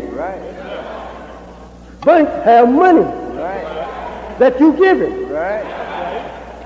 Bunch lives in a good house that you give him. You pays Bunch to be your friend against us. We don't want Bunch. Bunch can't come over here and lead us.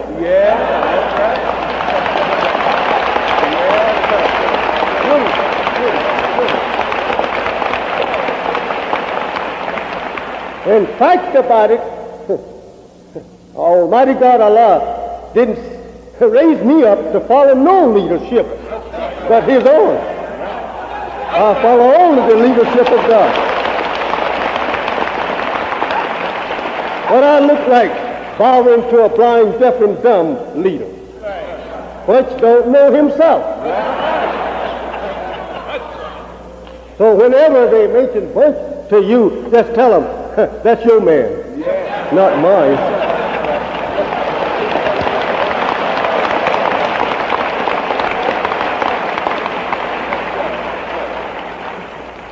Think over these things. I said to you, my beloved, in my conclusion, freedom indeed is what you want. Right. Freedom to do for yourself as you think best. That's what they are fighting for themselves. To be free to do as they want to do. And they are fighting to the death for it. Right. You and I should fight to the death to be free to do what we want to do.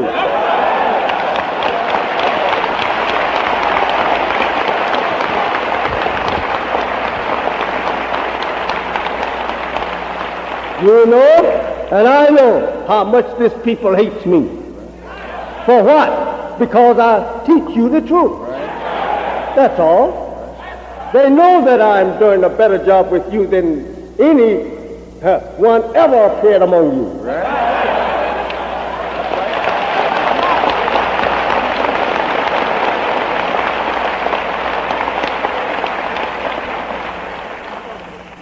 If the White Circle League wants to keep their circle white, I say, thank you, keep it white. If the German Nazis want to keep their race white, thank you, keep it white. If the Ku Klux Klan want to keep their race white, I say, help yourself. Go to it. Now, when I say I want to keep mine black, White Circle League, German Nazi, and Ku Klux Klan, keep your mouth out of it.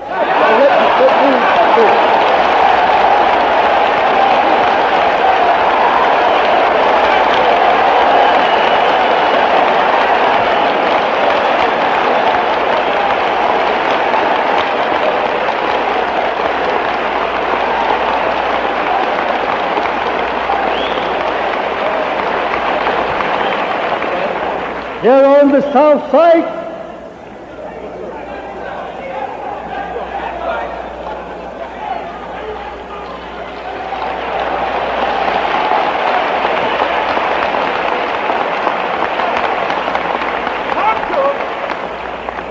we want to build for us a nation that will be recognized, a nation that will be self-respecting, and receiving respect of the nations of the earth. But if these people continue to practice the evil and the filth that white people are pouring in their face today, they will never be a respected people.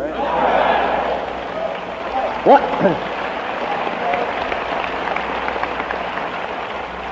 Holy Quran teaches you that the devil leads you to nothing but evil and filth. We see that on the TV. We see them absolutely all but nude, displaying themselves on the TV and singing some of the most filthy songs. And dancing some of the most filthy dances that even animals would not do if they know how.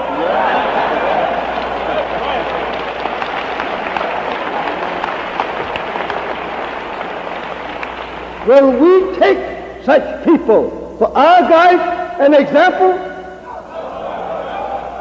If the government will allow its own citizens to display such filth and evil that they are displaying on the screen of the TVs before the public eye and children of yours and mine, and over the radio every hour in the day, then the government backs evil and filth.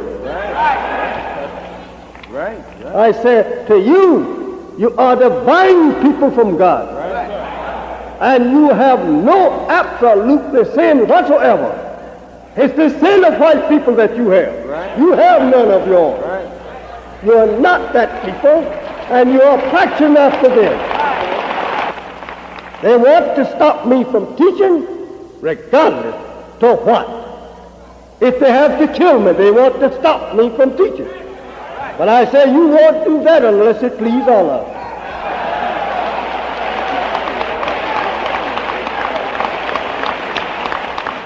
Every day now they are planning how to stop Elijah and his followers.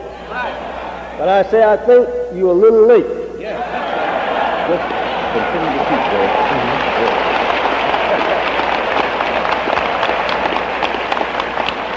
Your sun has set. Right. And the glow of her on the skies of the nation is now winging away. Right. And another new sun is rising that will give us a better light than you have. Right. Destroying the Negro, bringing him in a state of helplessness is your absolute policy. Never let him rise. Your laws, a court of laws in slavery was this, that a Negro was the property of white people. And that he cannot be redeemed, nor can he redeem himself. That was your law. And you still have that in mind today, that he's my Negro. But you are more civilized today than your fathers was, and you're more sharp for how to deceive him. You won't tell him that, but you will work, and your work will manifest to him that he's still your property. And you want to keep him like that. Just dare one to rise up and say, let us all exercise the rights of freedom. You ready to tell that man's followers, he's going to get you in trouble. Now you are having a good time. Isn't we treating you right? We're treating you right, Negro. Why do you want to listen to a man like that who will make it hard for you? What are you talking about? We are a nation ourselves. We don't want none of your guidance, trying to tell us what we shouldn't do and what we shouldn't say. We are free people. We can think. We can do. Leave us alone. They say, well, what they going to do? If we white people don't give them a job, give them some money, what we going to do?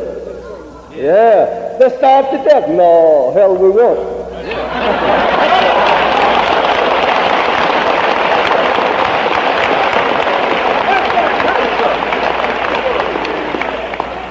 We have a God on our side today.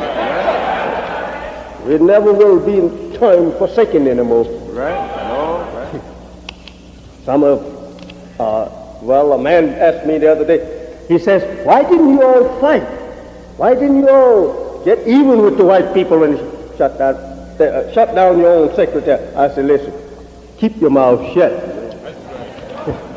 I said, we have an answer when time comes for an answer.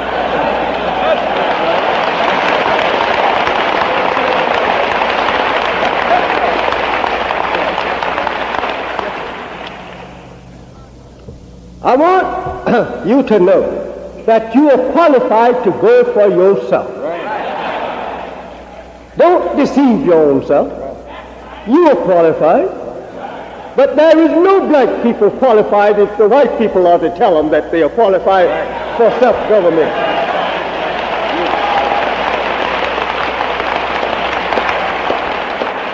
Look what has happened in Nigeria. Look what has happened in Africa, Germany. None of them is able to go for themselves. Let Europe and America's tell them. But I want to know how much qualified was their father to come over here and establish a government around 500 or 600 years ago. How much qualification did they have? But they established a government for themselves, right? Leave us alone. If you think that you can starve us by depriving us of jobs, or depriving us even to have the freedom or privilege to buy your merchandise with your own money, try and do it.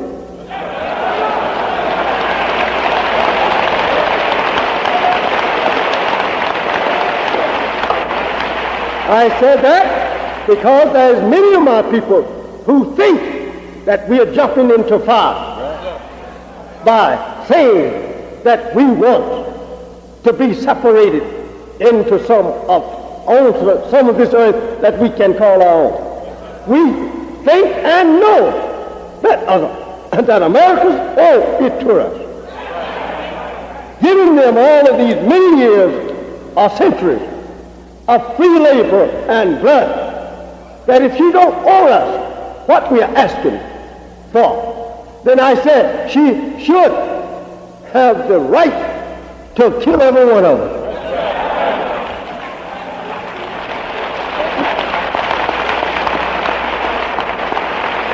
She owed it to us.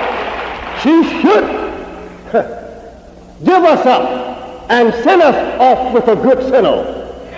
She should divide the country with us if she wants us to stay here and fight her wars. If she don't want us in her wars, then set us aside. Just leave us alone. You are able to fight your wars now with your advanced science into military might and weapons of war you have prepared. You can fight your own war now. You don't need us.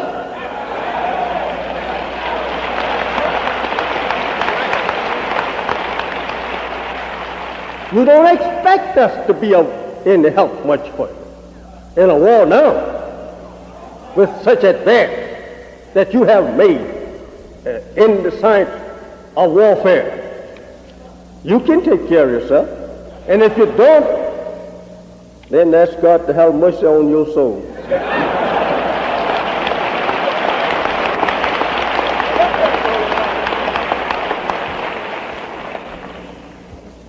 We want what you want. We want to preserve our own people as you want to preserve yours. We want a decent and a respected woman as you want yours. We are tired of seeing you go in and out the neighborhood of our people, freely mixing with our woman, taking her, pouring your own blood in her to produce children like yourself to keep us deprived of peace among us. We're tired of that. Yes, we are. And I'm asking the unity of all black men who love their woman to rise up as one man and protect that woman from the strain.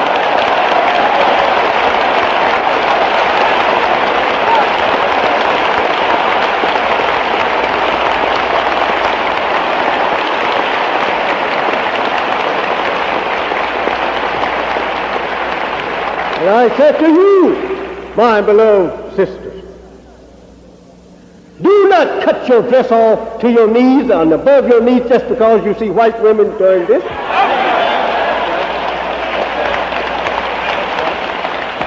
If they choose to disgrace themselves, why should you follow and disgrace yourself? They did that to your fathers long time ago. It's recorded in the Holy Quran.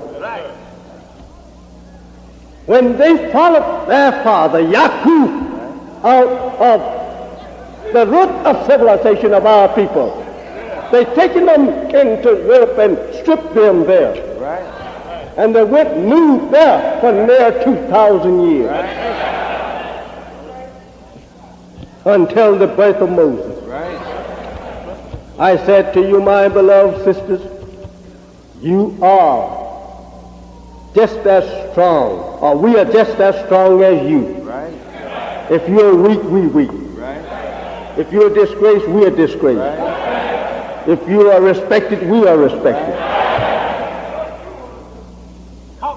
I say, if you will help us to achieve self-respect and respect of the nations of the earth, and a place on this earth that we can be independent to ourselves as other independent nations. I said, pull down your dress.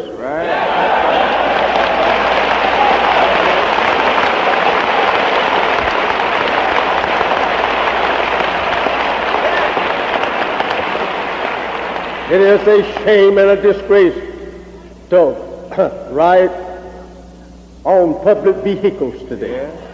To look at you sitting up there with nothing to cover your own shame. It's a shame that you would fall for such filth just because white women is doing it. Then when they get you practicing it, then they move up to another style. They don't want to look like you. They only ease you over into mockery, shame and disgrace, then they stand off aside. Look at you, then make a fool of yourself. I say, wake up, black woman, wake up. Show self-respect.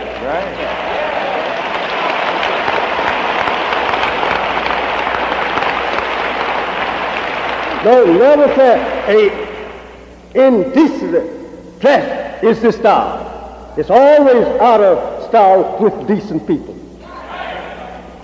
Do this, will you? And you will help us men folks who are fighting hard for your freedom. You will help us. And stop grinning in white people's face and showing it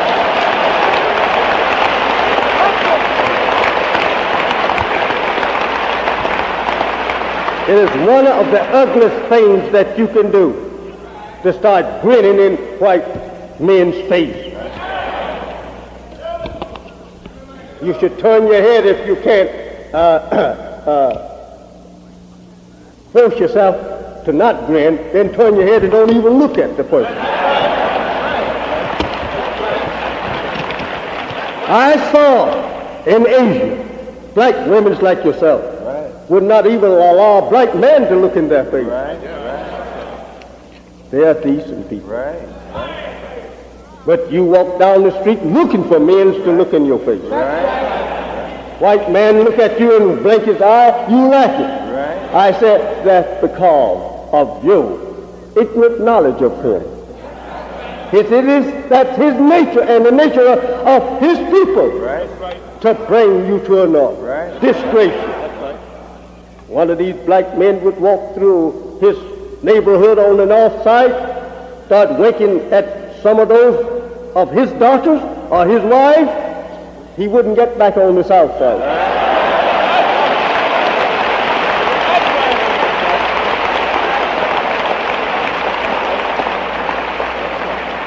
Should not we as men protect our own woman as he's trying to protect his? Look at the boys and men that we have lost in the South from the false charges of white girls and women. Charging them with looking at them or winking at them or trying to insult them. That charge alone should make you hear. When you see them trying to wink at you, you should look at them and say, my brother died in the South from a false charge.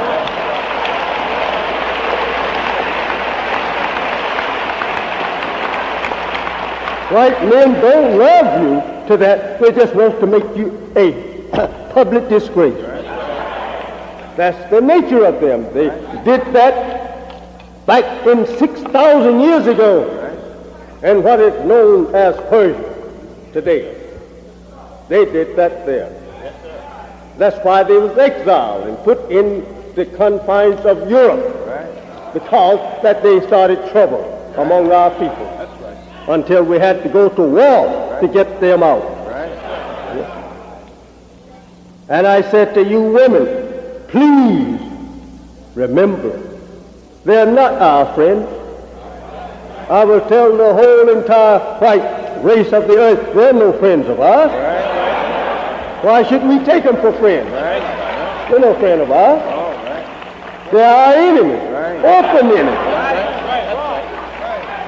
A friend will not kill his friend. A friend will not deprive his friend of justice. A friend will not try to make his friend a slave. No. Do they try to do all these things for you? Of good? No. They are against anything coming to you of good. I said to you, and I said to the white man, the time have come that a separation of the black man and the white man will take place, whether you like it or not.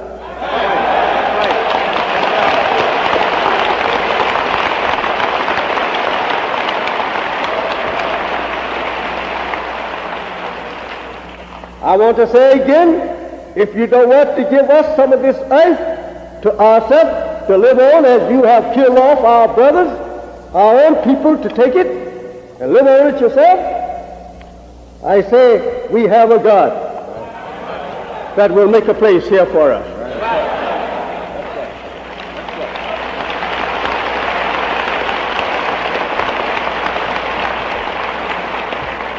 I thank you who has been so patient here today to look and listen at this subject of what the Muslim wants.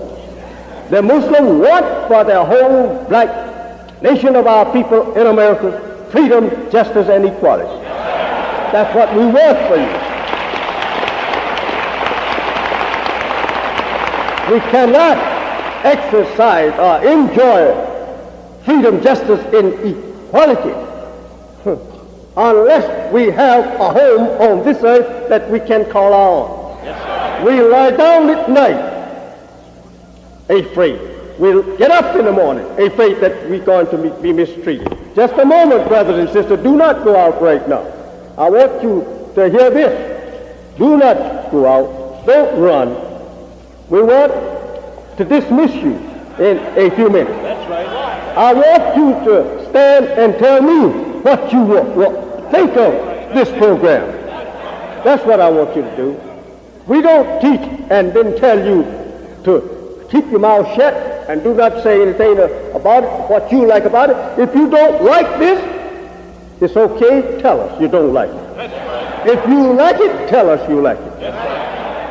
And I want to ask you in this way, if you don't want to stand or come out and tell us what you think of what I have said, of our words,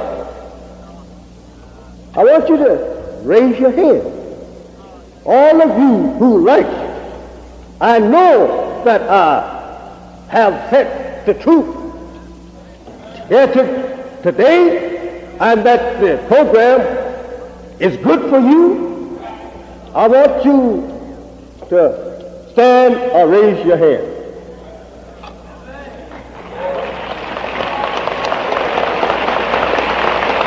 Thank you. Thank you. Thank you. Now, I want to say to you again, all of you who have stood up and agreed with me that this is nothing but right, nothing but justice. Would you like to file around here and shake my hand? Or would you like to take part in? You got brothers on the end of each aisle. Yeah. Or would you take one of these cards and sign them, put your name on it, that you are a man or you are a woman for freedom, justice, and equality for your people. That you believe in Muhammad, teaching of freedom, justice, and equality, by putting your name on it. Or would you like to come by and shake my hand and take one and carry it home? We have some brothers on the end of the aisles and drop them. Oh, you have some buckets right down beside it. Just drop them in that bucket there. And we will take them home, and we will write you and let you know that your name has been recorded on the book that the Bible called life. The book that is called life in the Revelation. It means a nation that will live forever. I thank you. Especially you take one picture, that's all. You don't have a brother, my brother.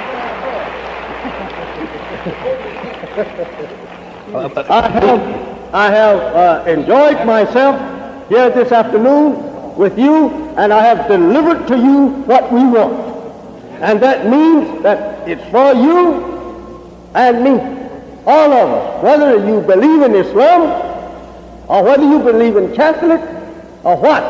If you believe with me that you should be freed indeed and given justice and equality as other nations on some of this earth that you can call your own, I say you and I are brothers. I love that, to show you that I am your brother and show you that my life is for your life, and that since you can't get around to shake my hand as we desire, they don't want me to undergo all of this work, but I'm willing. I have shook 400 hands many times at once.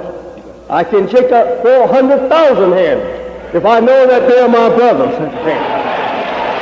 Name and address on it plainly, where that we can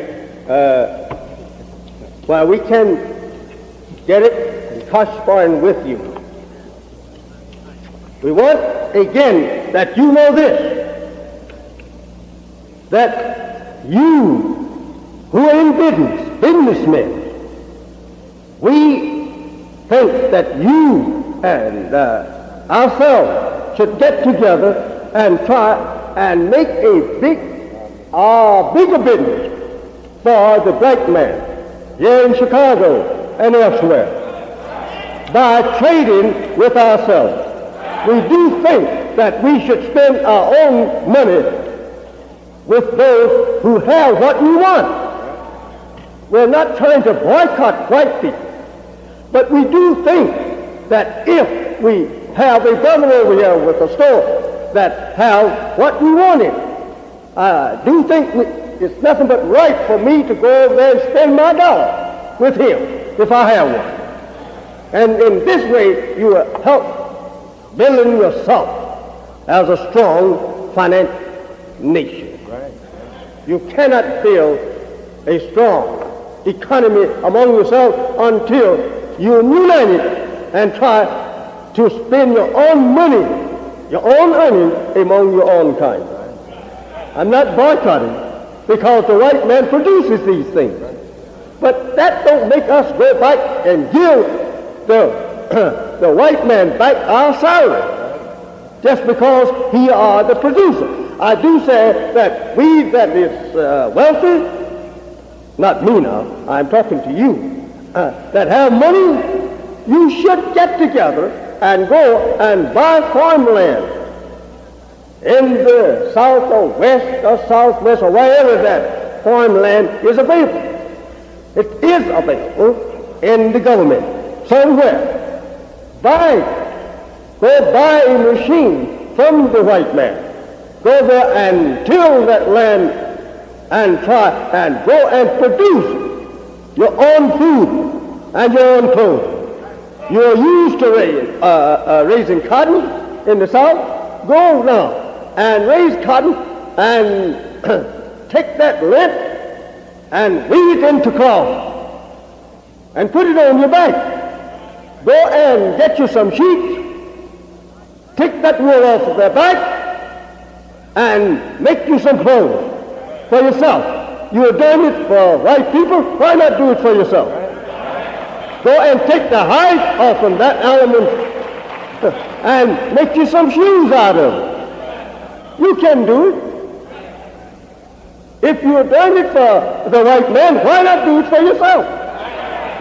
Let us get together and produce our own needs and pool our own resources so that we can establish a firm and a dependable economy among our own selves. Thank you. I thank you, and may the peace and the blessing of Almighty God, Allah, go with each and every one of you from this day on, as I say in His name. Assalamu alaikum.